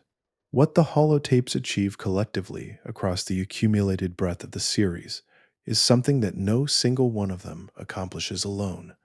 They establish that the pre-war world was full of people who were paying attention to their own lives, who were recording their experiences because those experiences felt worth recording, who believed, in the ordinary way that people always believe this, that the specific texture of their specific days had a significance that deserved to be preserved. This belief was, in the historical sense, wrong. The bombs came before most of those recordings could be heard by anyone who cared about their original context.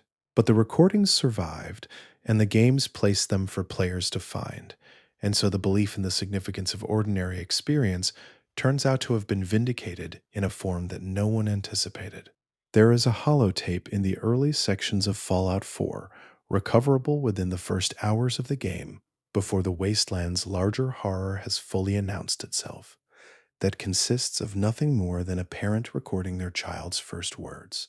The child's voice is small and unpracticed, and enormously alive. The parent's voice carries the specific warmth of someone experiencing a moment they want to hold on to.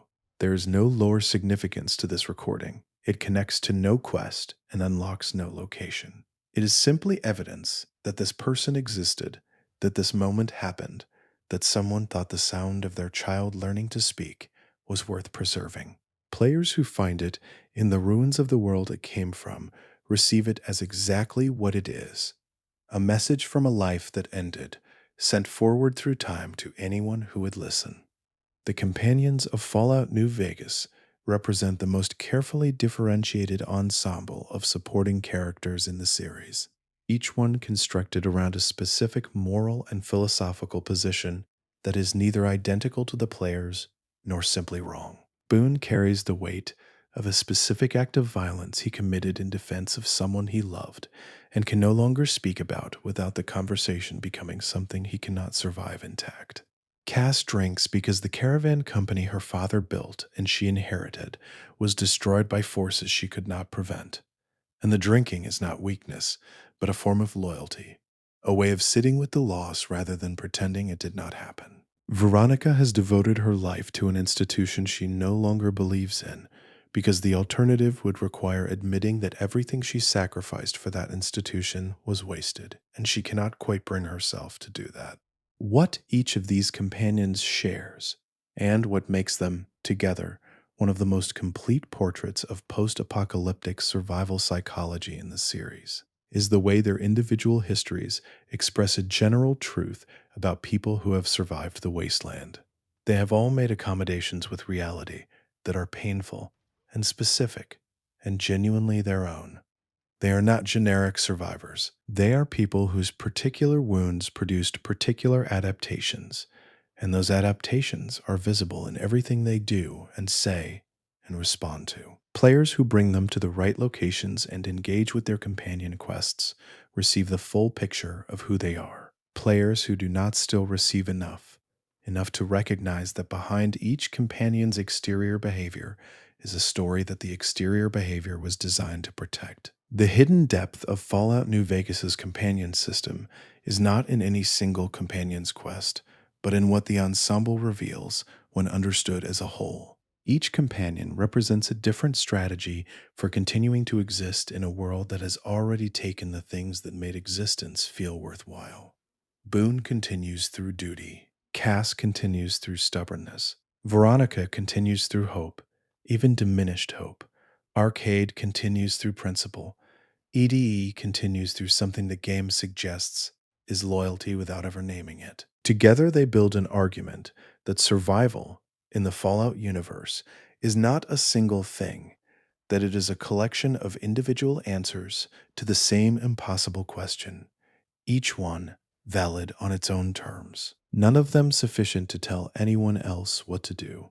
The capital city of the wasteland in Fallout 3, the ruins of Washington, D.C., preserved in the game as a fragmented geography of monuments and administrative buildings and collapsed residential neighborhoods, carries a hidden layer of meaning that reveals itself gradually to players who are paying attention to the specific history it is built on. The real Washington, D.C., was designed to communicate the power and permanence of the American Democratic Project, the scale of its monuments, the grandeur of its public buildings, the deliberate arrangement of its symbolic landscape were all intended to make visible the idea that this particular civilization was grounded in principles that transcended any individual administration or crisis. The city was built to say, "We intend to last." The ruins of DC in Fallout 3 take this intention and submit it to the specific irony of 2 centuries of post-nuclear decay. The Lincoln Memorial still stands, and inside it, a community of escaped slaves finds refuge under a leader who draws on Lincoln's legacy as a source of inspiration, not as a historical abstraction, but as a practical argument about what the wasteland owes its most vulnerable people. The Jefferson Memorial becomes the site of Project Purity, a scientific effort to clean the water of the Potomac and make it available to the surrounding wasteland, an act of civic infrastructure, small in scale but enormous in implication, attempting to restore to the wasteland something that the monuments around it were built to celebrate as a core American value. The Capitol building, stripped of its governmental function, has become the headquarters of the super mutant army that represents one of the most pressing existential threats to human civilization in the region. Each of these recontextualizations is deliberate. The developers chose to build the game's moral landscape inside the physical skeleton of a city whose every building was designed to mean something specific, and then to demonstrate that the meanings had survived in transformed rather than destroyed forms. The ideals encoded in the monuments are still present in the wasteland, still operative, still motivating human behavior, but they have been separated from the institutions that originally carried them and have had to find new homes. This is the hidden message of DC's ruins, that the things worth preserving from the old world are not its buildings or its governments, but its aspirations, and that those aspirations have a way of persisting even when everything else is gone.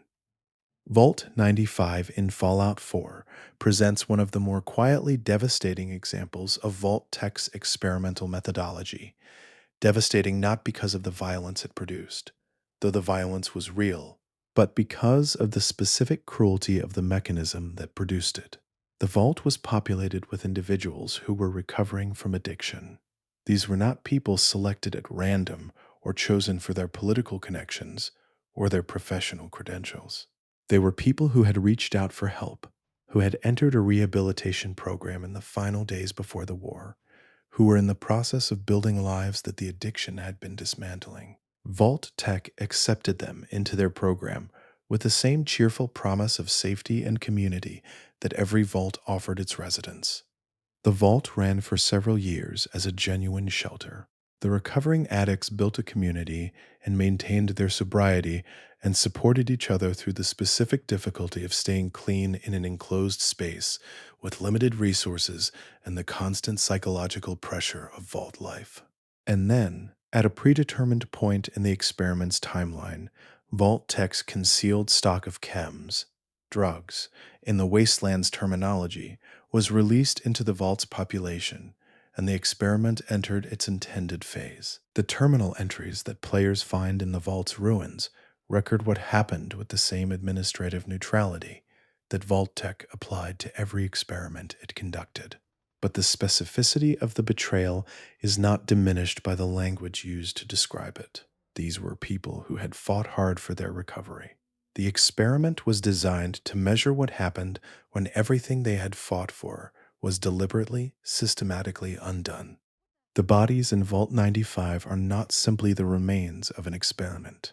They are evidence of a particular kind of violence that the Fallout series treats with a consistency that reveals it as one of the core concerns of the game's moral imagination: the violence of using trust as a weapon. Vault Tech's experiments did not simply harm people. They harmed people who had trusted Vault Tech to protect them, who had believed the promise, who had organized their lives around the assumption that the vault was what it claimed to be. The betrayal is inseparable from the harm, and the terminal entries that record the experiment's progress are also, whether they intend to be or not, records of a moral catastrophe.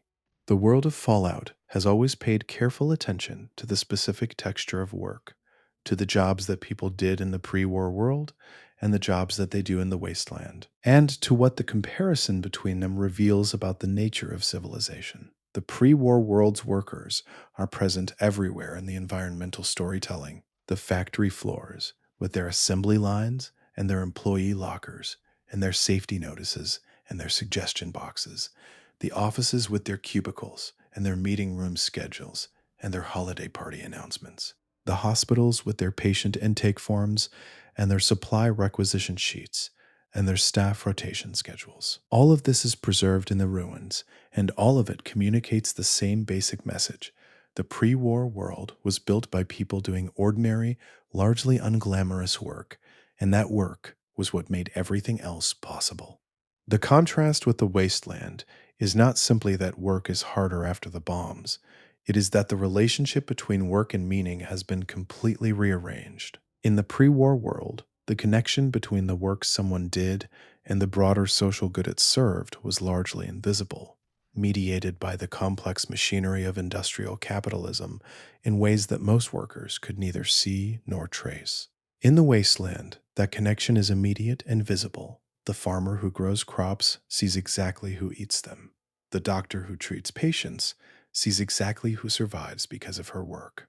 The trader who moves goods between settlements can trace the specific path from production to consumption without abstraction. The wasteland has lost most of the pre-war world's complexity, but it has gained something in exchange: a transparency about the relationship between human effort and human welfare that the old world's sophistication had largely buried. The hidden depth in this comparison is that the games never present either arrangement as straightforwardly better. The pre-war world's complexity enabled production at scales that the wasteland cannot approach. The medicine and the technology and the infrastructure that made millions of lives longer and more comfortable than anything the wasteland can provide. The wasteland's transparency comes at the cost of those scales. The Fallout series sits with this tension rather than resolving it, consistently presenting the old world's achievements as genuinely worth mourning, even as it presents the old world's arrangements as genuinely worth criticizing. This is one of the more sophisticated positions available to a piece of popular entertainment, and the games maintain it across multiple titles and development teams, with a consistency that suggests it is central to what the series understands itself to be doing. Among the many hidden histories embedded in the Fallout universe is the story of Rivet City in Fallout 3, a settlement built on a decommissioned aircraft carrier that has been converted over the course of several decades into one of the most sophisticated surviving communities in the capital wasteland. The settlement's history is available through the terminal of a researcher named Pinkerton, accessible in a damaged section of the ship that most players never bother to reach. The founding story it tells is not the founding story that Rivet City's current leadership presents to its residents, and the gap between the two versions is itself a small lesson about how communities construct their own myths. The official founding narrative, the one that current residents learn and repeat, attributes the settlement's establishment to a group of survivors who found the carrier and recognized its defensive potential. This narrative is broadly true but incomplete. The details that Pinkerton's records add, the specific compromises made during the founding, the internal conflicts that shaped the community's early governance, the role played by individuals whose contributions are no longer acknowledged in the official account, do not undermine the settlement's legitimacy. They humanize it. They replace a founding myth with a founding history, which is messier and more complicated and more honest about the way that communities are actually built. Rivet City is, in this sense, a model for how the Fallout games approach the histories of all their major factions and settlements. The official story is always available, always coherent, always sufficient to support whatever attitude toward the community the game's surface content encourages. But the complete story is also always available, buried in terminal entries and holotapes and the memories of marginalized characters. For players who are willing to look for it, the complete story is always more complicated and always more humanizing. Not because the official story is a lie exactly, but because any story simplified enough to serve as a founding myth has necessarily left out the parts that would make it harder to tell simply. The FEV, the forced evolutionary virus, is, in the broader lore of the Fallout universe, one of the most consequential pieces of pre-war technology ever developed, and its full history is one that the games reveal only in fragments, distributed across multiple titles in ways that require active assembly to understand completely. It was not developed as a weapon, and this is a detail that matters. It was developed as part of a program called the Pan-Immunity Virion Project, intended to produce a form of genetic modification that would protect human populations from the biological weapons that the resource wars threatened to deploy. The scientists who developed it were trying to save lives. The research program was funded by military money, because military money was what was available, and because the government's interest in biological protection was primarily strategic rather than humanitarian. But the researchers themselves were working on a problem that they understood as medical. The gap between the researchers' intentions and the technology's ultimate use is one of the Fallout series' most consistent themes.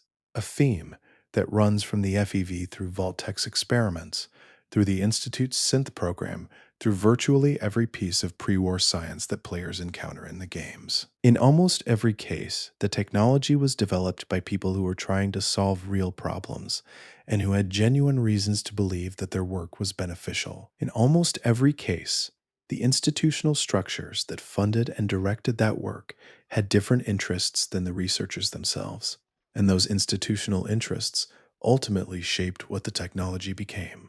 The FEV that was supposed to protect humanity from biological weapons became, through the specific accidents of military application and nuclear catastrophe, the force that produced the super mutants and the centaurs and all the other mutated forms that fill the wasteland's ecology. This history is available to players who collect the right holotapes and read the right terminal entries across multiple games. Most players never assemble it completely because the pieces are distributed too widely and the games never direct players to seek them out. But those who do assemble it receive something that changes how the wasteland looks. Instead of a landscape shaped by simple catastrophe, it becomes a landscape shaped by the specific consequences of specific decisions made by specific people who were trying to do the right thing and did not understand what they were setting in motion. The Fallout games have always treated the question of memory and identity with a particular care that extends beyond the obvious cases. The synths, the ghouls, the characters explicitly constructed around questions of who they were before and who they are now. This care extends into the environmental storytelling as well, into the way that the physical spaces of the wasteland carry and communicate the memories of the people who inhabited them before the bombs fell. A house in the wasteland is not simply a structure that provides shelter, it is an archive. The specific arrangement of its furniture, the objects on its shelves, the clothes in its refrigerator, all of these communicate information about the people who live there, about their economic circumstances and their aesthetic preferences, and their family arrangements and their daily routines. Players who pause to read these archives, who notice that one house has children's artwork on the refrigerator and another has a military commendation framed above the desk, who observe that one family had been preparing for the bomb while another clearly never expected it, receive a running education in the human texture of the pre-war world that no terminal entry or holotape could replicate. The Fallout games invest in this texture with a level of care that is rarely mentioned in discussions of the series, but that accounts for a significant portion of what makes exploring their worlds feel meaningful rather than merely visually impressive. Level designers made thousands of individual decisions about what objects to place in what rooms, in what arrangements, and those decisions were made with an eye toward coherence and specificity, rather than simply filling space.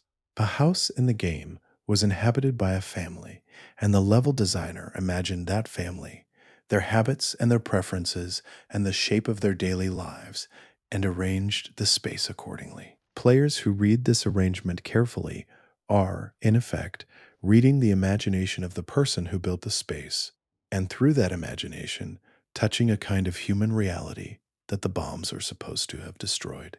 The history of the railroad in Fallout 4 is one that the game presents almost exclusively through the lens of its current operations. The network of safe houses and dead drops, and carefully maintained secrecy that the organization uses to move synths out of the Institute's reach. But the organization's earlier history, recoverable through the terminal entries of its former headquarters and the memories of its longest-serving members, reveals a trajectory that is both more complicated and more moving than its current form suggests.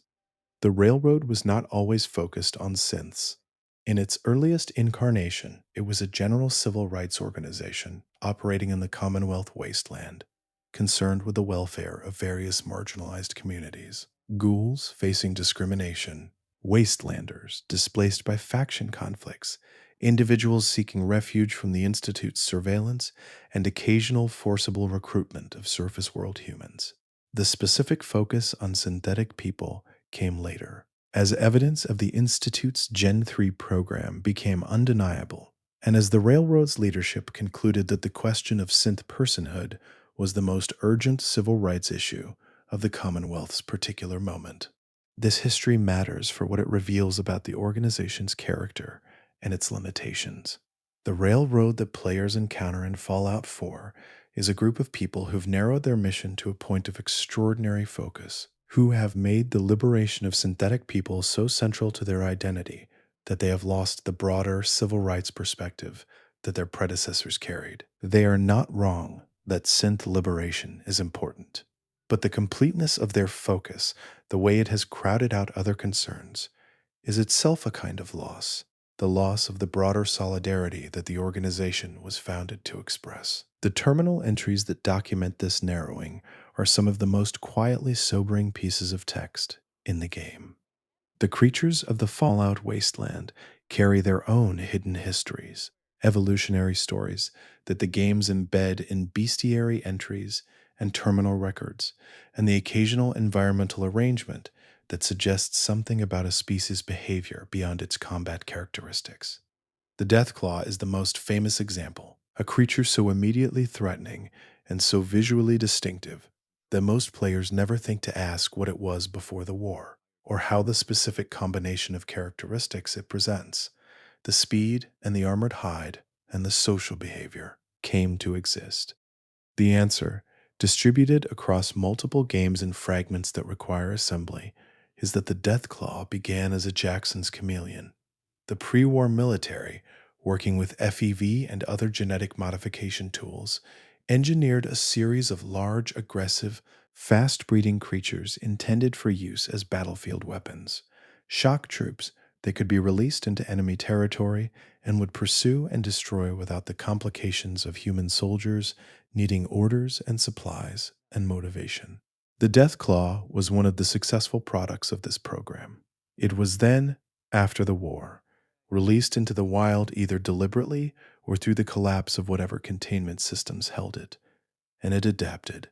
The wasteland's ecosystem, stripped of most of its original predators, provided exactly the conditions that the Deathclaw's engineered characteristics had been designed to exploit. 2 centuries of natural selection, operating on a creature already designed for dominance, produced the apex predator that players encounter throughout the games. What this history adds to the encounter with a Deathclaw, beyond the obvious significance of understanding that the creature is the product of deliberate human design, rather than simple mutation, is a sense of the specific irony that runs through the Fallout universe's relationship with its own created ecology. The most terrifying non-human threat in the wasteland was built by the same civilization whose ruins the wasteland consists of. The Deathclaw is not a consequence of the war in the sense of being created by it. It is a consequence of the same institutional priorities and military logic that made the war possible, released into the world that the war produced, and granted the freedom to become exactly as dangerous as it was designed to be. The Fallout series has, from its very beginning, maintained a peculiar and affectionate relationship with the concept of failure, with the characters and communities and plans that do not succeed, that fall short or collapse or end badly, and that are preserved in the Wasteland's record not as warnings, but as evidence. There is a specific quality that the games bring to their depictions of failure that distinguishes them from other post-apocalyptic narratives. A tenderness, almost, for the specific shape of each failed thing, a willingness to record the details of collapse with the same care that other narratives reserve for depictions of success. The raider settlements scattered throughout the capital wasteland and the Commonwealth are one expression of this quality.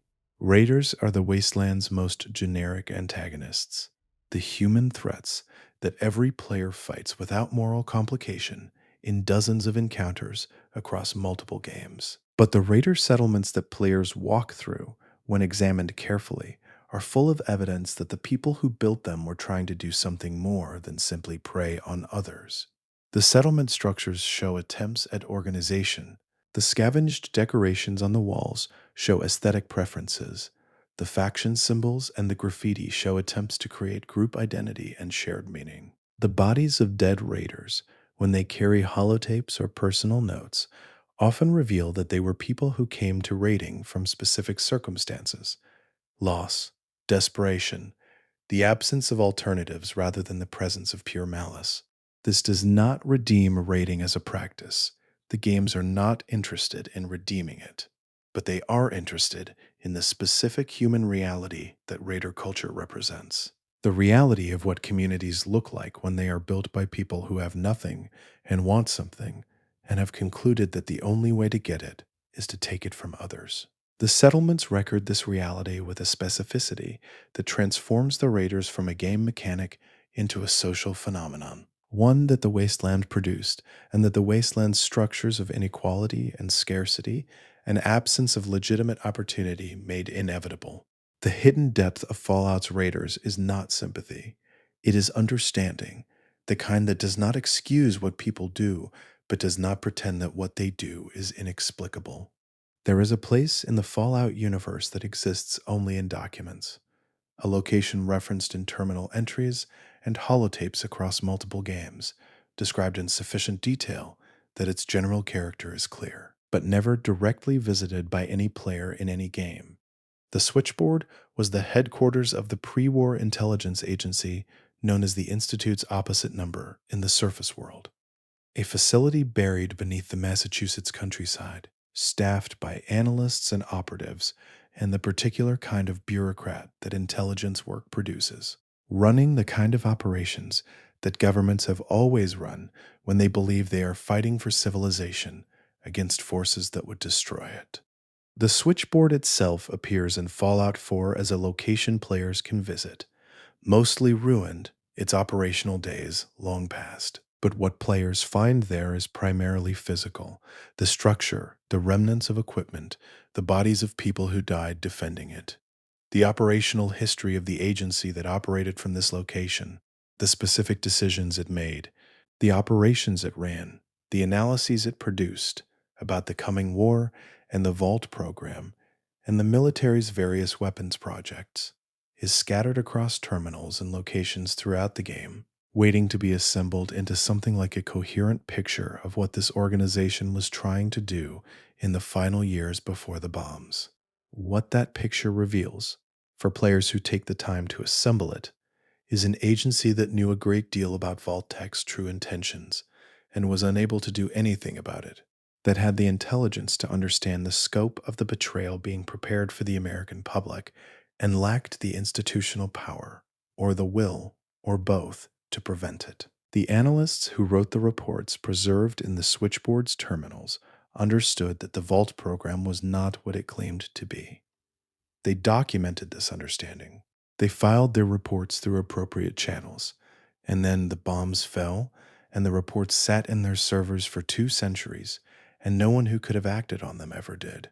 The hidden history of the switchboard is the history of knowledge that arrived too late, or in the wrong hands, or in a form that the people with power to act on it chose not to read.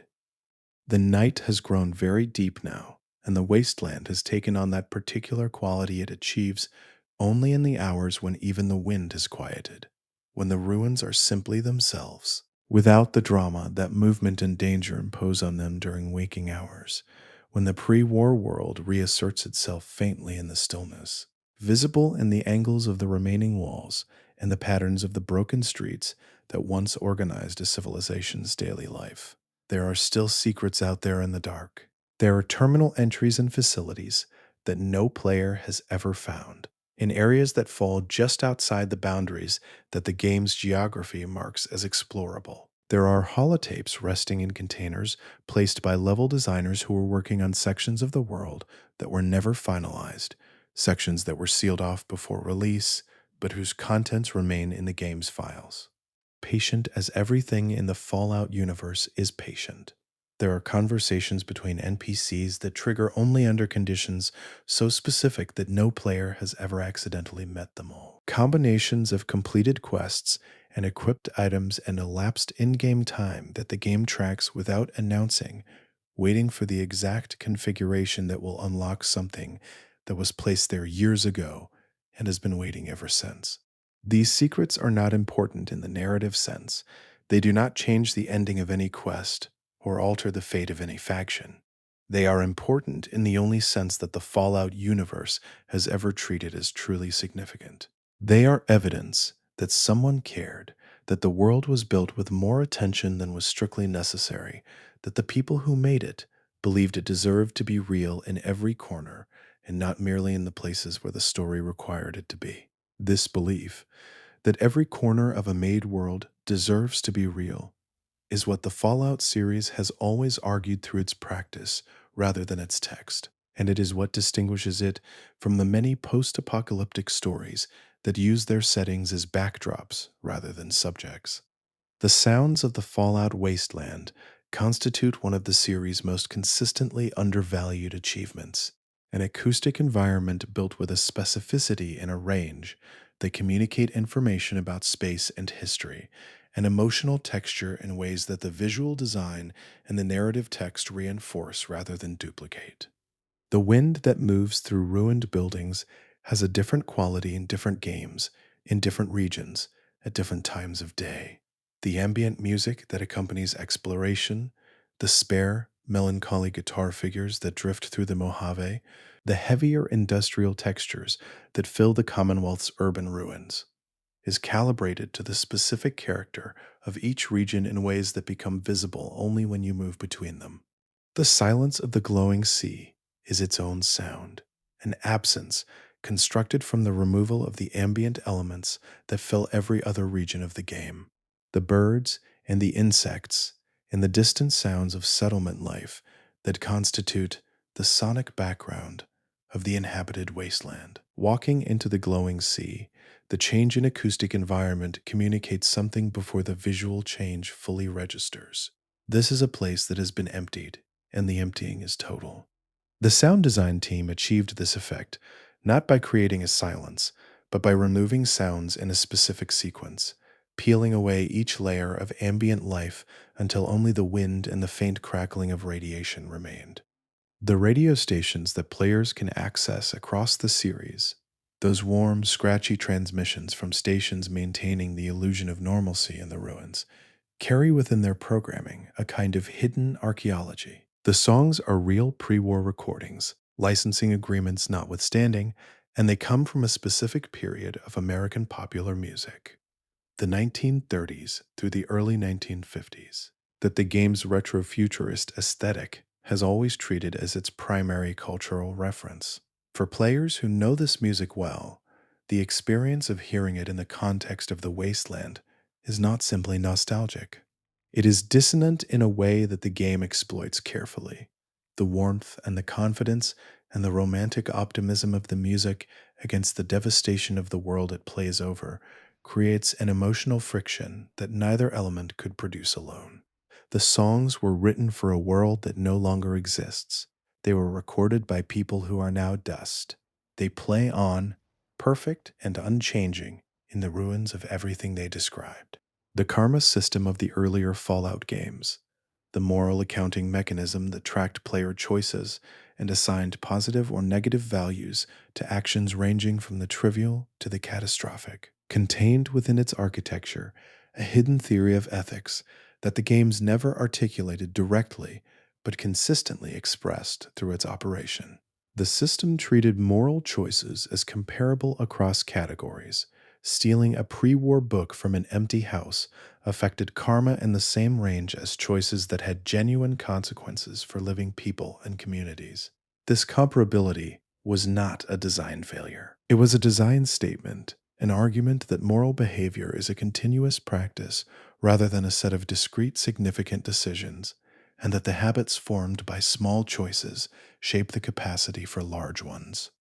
The karma system has been largely abandoned in later games, replaced by faction reputation mechanics that track relationships with specific communities rather than abstracting all moral behavior into a single scale. This change reflects genuine design wisdom.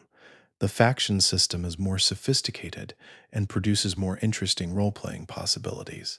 But something was also lost in the transition.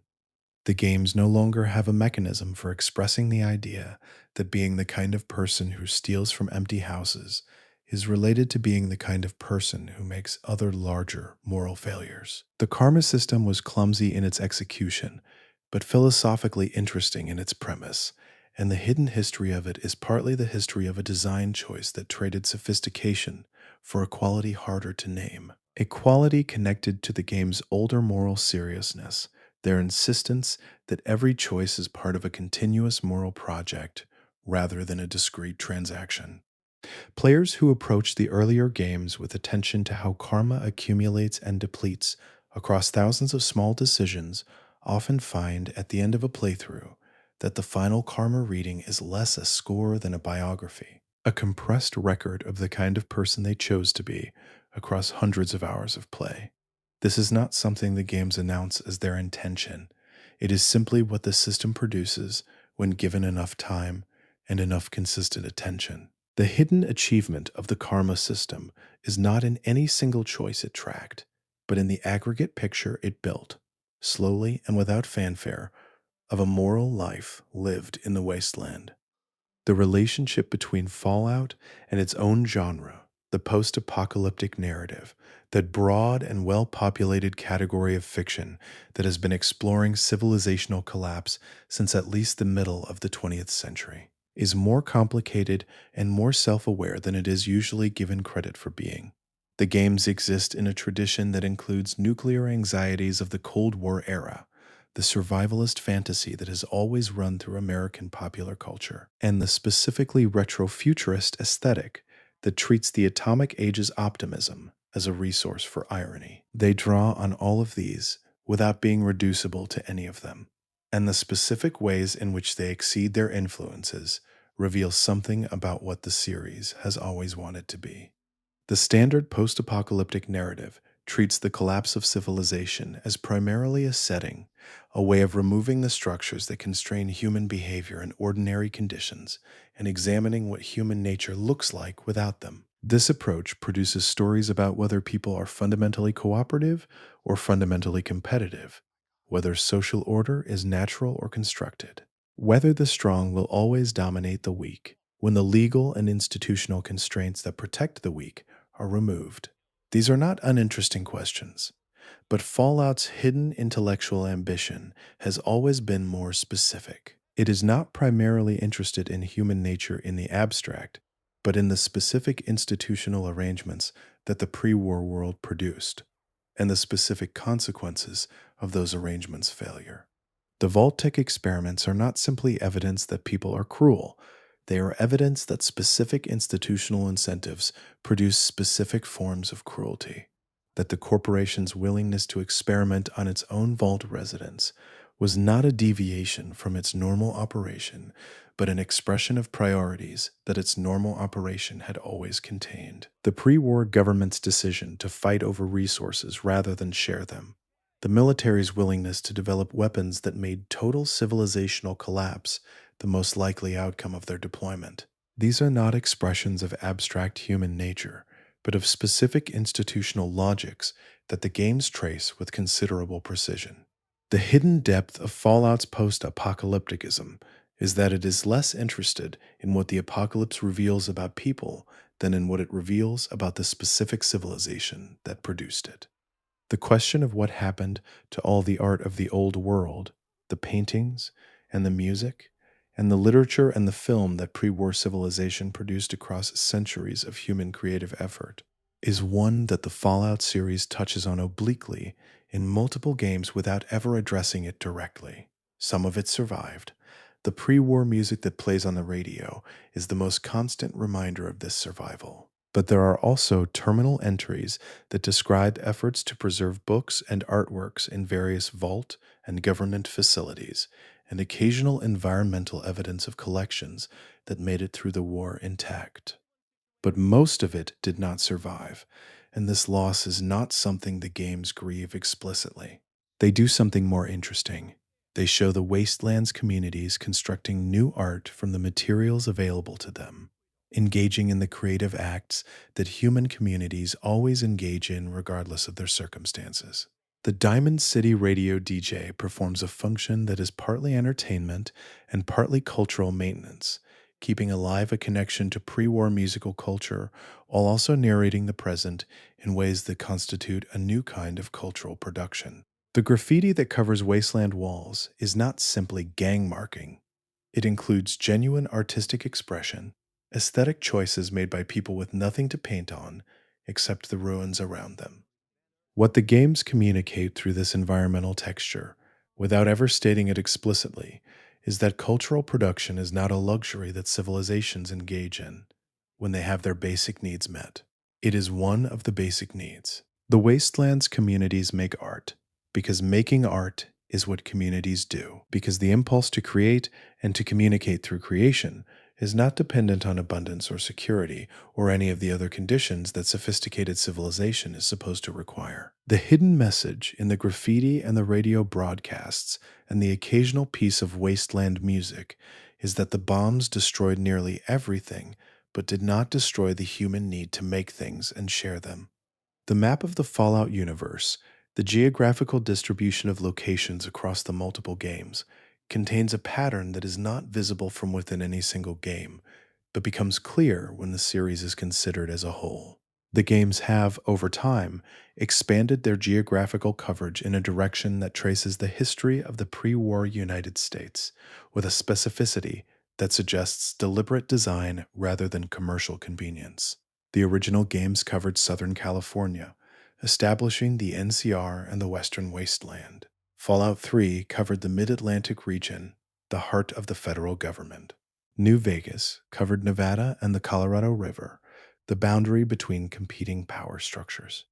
Fallout 4 covered New England, the region of American history most associated with the country's founding ideals. Fallout 76 covered Appalachia, the region most associated with the specific tensions between federal and local authority, between industrial development and the communities it displaced. Each setting is not simply a different landscape, it is a different argument about American history and American mythology. The NCR's California is the argument about what Western expansion and democratic institutions produce when left to develop over generations. DC's ruins are the argument about what happens when the central government fails. New Vegas's Mojave is the argument about what frontier conditions produce when they persist indefinitely. The specific culture of independence and self-determination that the frontier has always represented in American mythology, examined without the romantic softening that mythology usually applies. New England's Commonwealth is the argument about innovation and progress, about whether scientific advancement is inherently beneficial or whether its value depends entirely on the purposes it serves. The hidden architecture of the Fallout series, understood as a whole, is a cartography of American mythology, a series of examinations of the stories the pre-war culture told about itself and the ways in which those stories did and did not survive contact with the reality of the wasteland. Each game adds a new region and a new set of questions, expanding the inquiry without resolving it, building toward a comprehensive portrait of a civilization that was simultaneously capable of remarkable achievements and remarkably consistent self-destruction. The small things in the Fallout games, the items that clutter shelves and fill boxes and line the floors of abandoned rooms, have always been placed with more intention than their apparent insignificance suggests. A pre-war home's kitchen tells a specific story depending on what it contains. The family that stocked canned goods and sealed water suggests someone who was preparing, who had heard the warnings and taken them seriously.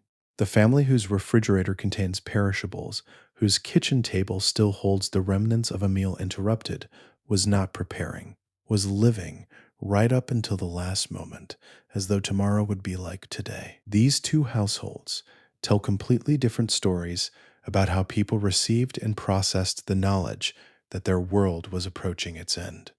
The medical supplies in Fallout's abandoned buildings follow a similar pattern of hidden narrative. Early in the series, the distribution of medical items suggested a pre-war population that had access to sophisticated pharmaceutical care. The variety and quantity of pre-war medicine implies a healthcare system that was, whatever its other failures, genuinely capable of treating a wide range of conditions. The holotapes and terminal entries that describe pre-war medical facilities confirm this impression. The hospitals were well equipped, the research was ongoing, the technical capacity was genuine. What they also reveal, for players who read the administrative records rather than simply looting the supply rooms, is a healthcare system organized primarily around profit rather than welfare. One in which the capability to treat was consistently subordinated to the question of whether treatment was financially worthwhile. This critique is never made explicitly in any single game. It is distributed across dozens of medical facility terminal entries, across the records of Vault 81's experiments, across the loading screen text about MedX and Stimpaks and the various pharmaceutical companies whose names appear on the products filling the wasteland's medical supplies. The games trust their players to assemble the critique from the evidence, rather than delivering it as a message. This trust in the player's ability to think, to connect, to draw conclusions from evidence rather than instruction is one of the most consistent and admirable qualities of the series' approach to its own political content. One of the Fallout series' most consistently overlooked contributions to its own universe is the Pip-Boy itself, not as an interface element or as a collectible object, but as a narrative device that shapes the entire experience of being a player in the wasteland. The Pip-Boy is, within the fiction, a piece of technology that was designed before the war for a specific purpose, and that has been repurposed over 2 centuries of wasteland survival into something considerably more central than its designers envisioned. It tracks radiation and health and inventory. It plays music. It manages the player's map and quest log. It is, In the truest sense, the lens through which every experience in the game is mediated. What the Pip-Boy represents, hidden within its cheerful retrofuturist aesthetic, is the persistence of organizational technology, the human need to categorize and record and arrange experience into manageable form, even in conditions where almost everything else has been stripped away. The wasteland survivor who straps on a Pip-Boy is doing something that human beings have always done, finding a way to externalize memory, to create a system that holds information that the unaided mind cannot reliably retain. The specific form this takes in the Fallout universe, a chunky wrist computer designed in an aesthetic that belongs to the 1950s, is part of the game's broader argument that technology does not simply evolve toward more sophisticated forms, but reflects the cultural and aesthetic priorities of the civilization that produces it. The Pip-Boy's cultural persistence is also one of the hidden arguments that the games make about the relationship between tools and identity. The Vault Dwellers and Chosen Ones, and lone wanderers and soul survivors who carry Pip-Boys throughout the games are marked by them as legibly as by any other characteristic, identified as people with a specific relationship to the Vault system, to the pre-war technological tradition, to the organizational habits of the old world. The Pip-Boy is not simply a tool. It is a statement about the kind of person who carries it, about the specific form of survival it enables, and the specific form of continuity with the past it represents. Before we finally rest, one final secret deserves its moment.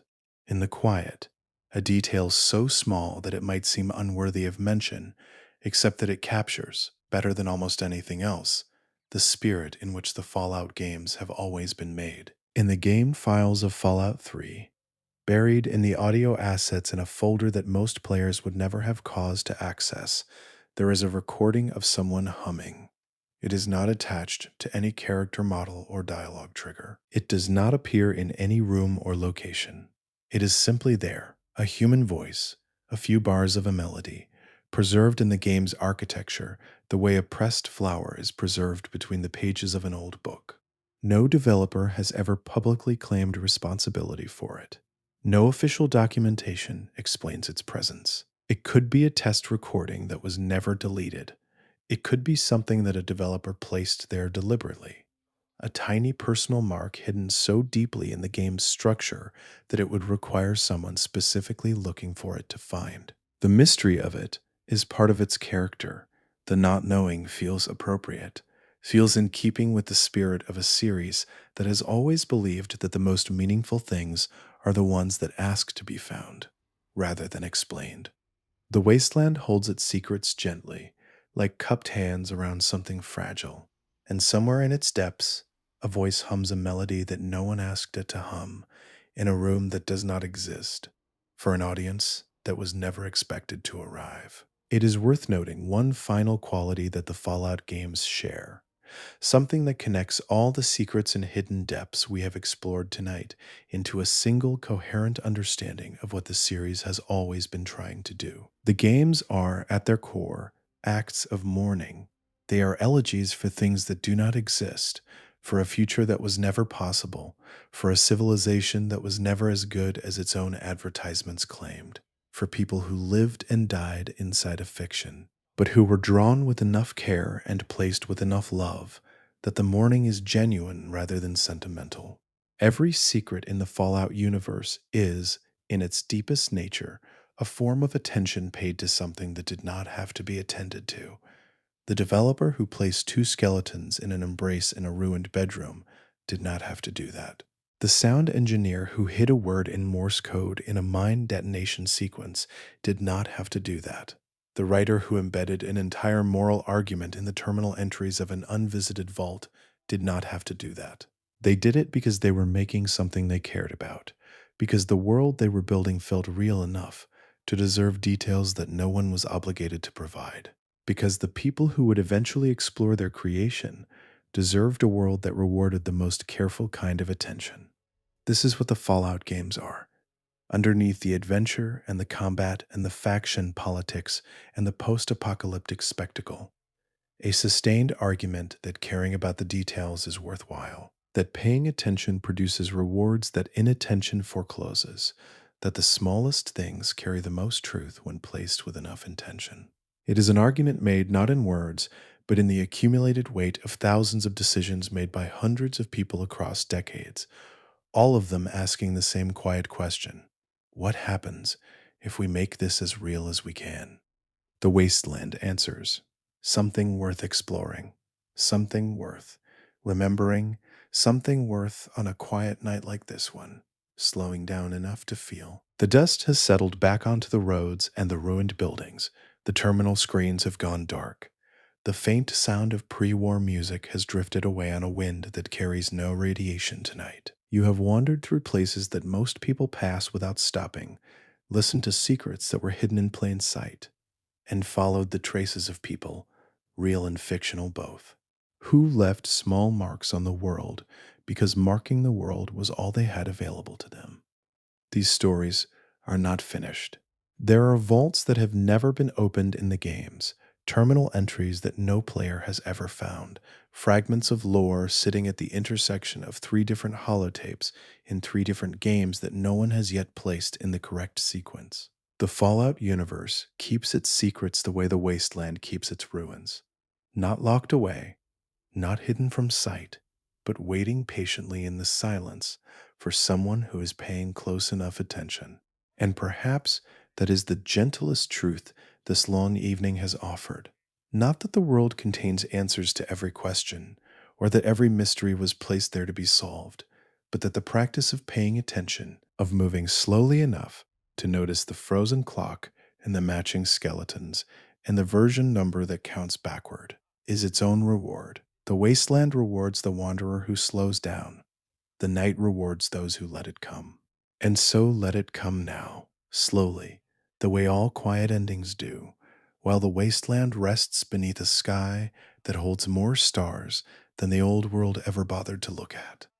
The pre-war music is still there if you know which frequency to find, still warm, still slow, still speaking from a world that believed in itself right up until the last moment.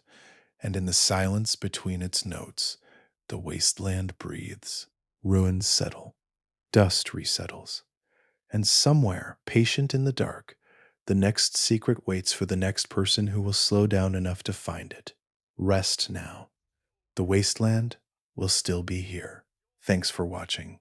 If you felt calm wandering through these soft moments, there's another video on the left of your screen. Maybe let it play as you settle in. It might guide you into an even deeper rest. The wasteland has always been patient. It waited 200 years for someone to walk through its ruins and read its stories. It can wait a little longer for you to close your eyes. Every terminal it ever lit, every holotape it ever recorded, every small and careful thing placed by human hands inside its architecture, all of it remains, steady and still, in the quiet that follows a long day's wandering. Good night.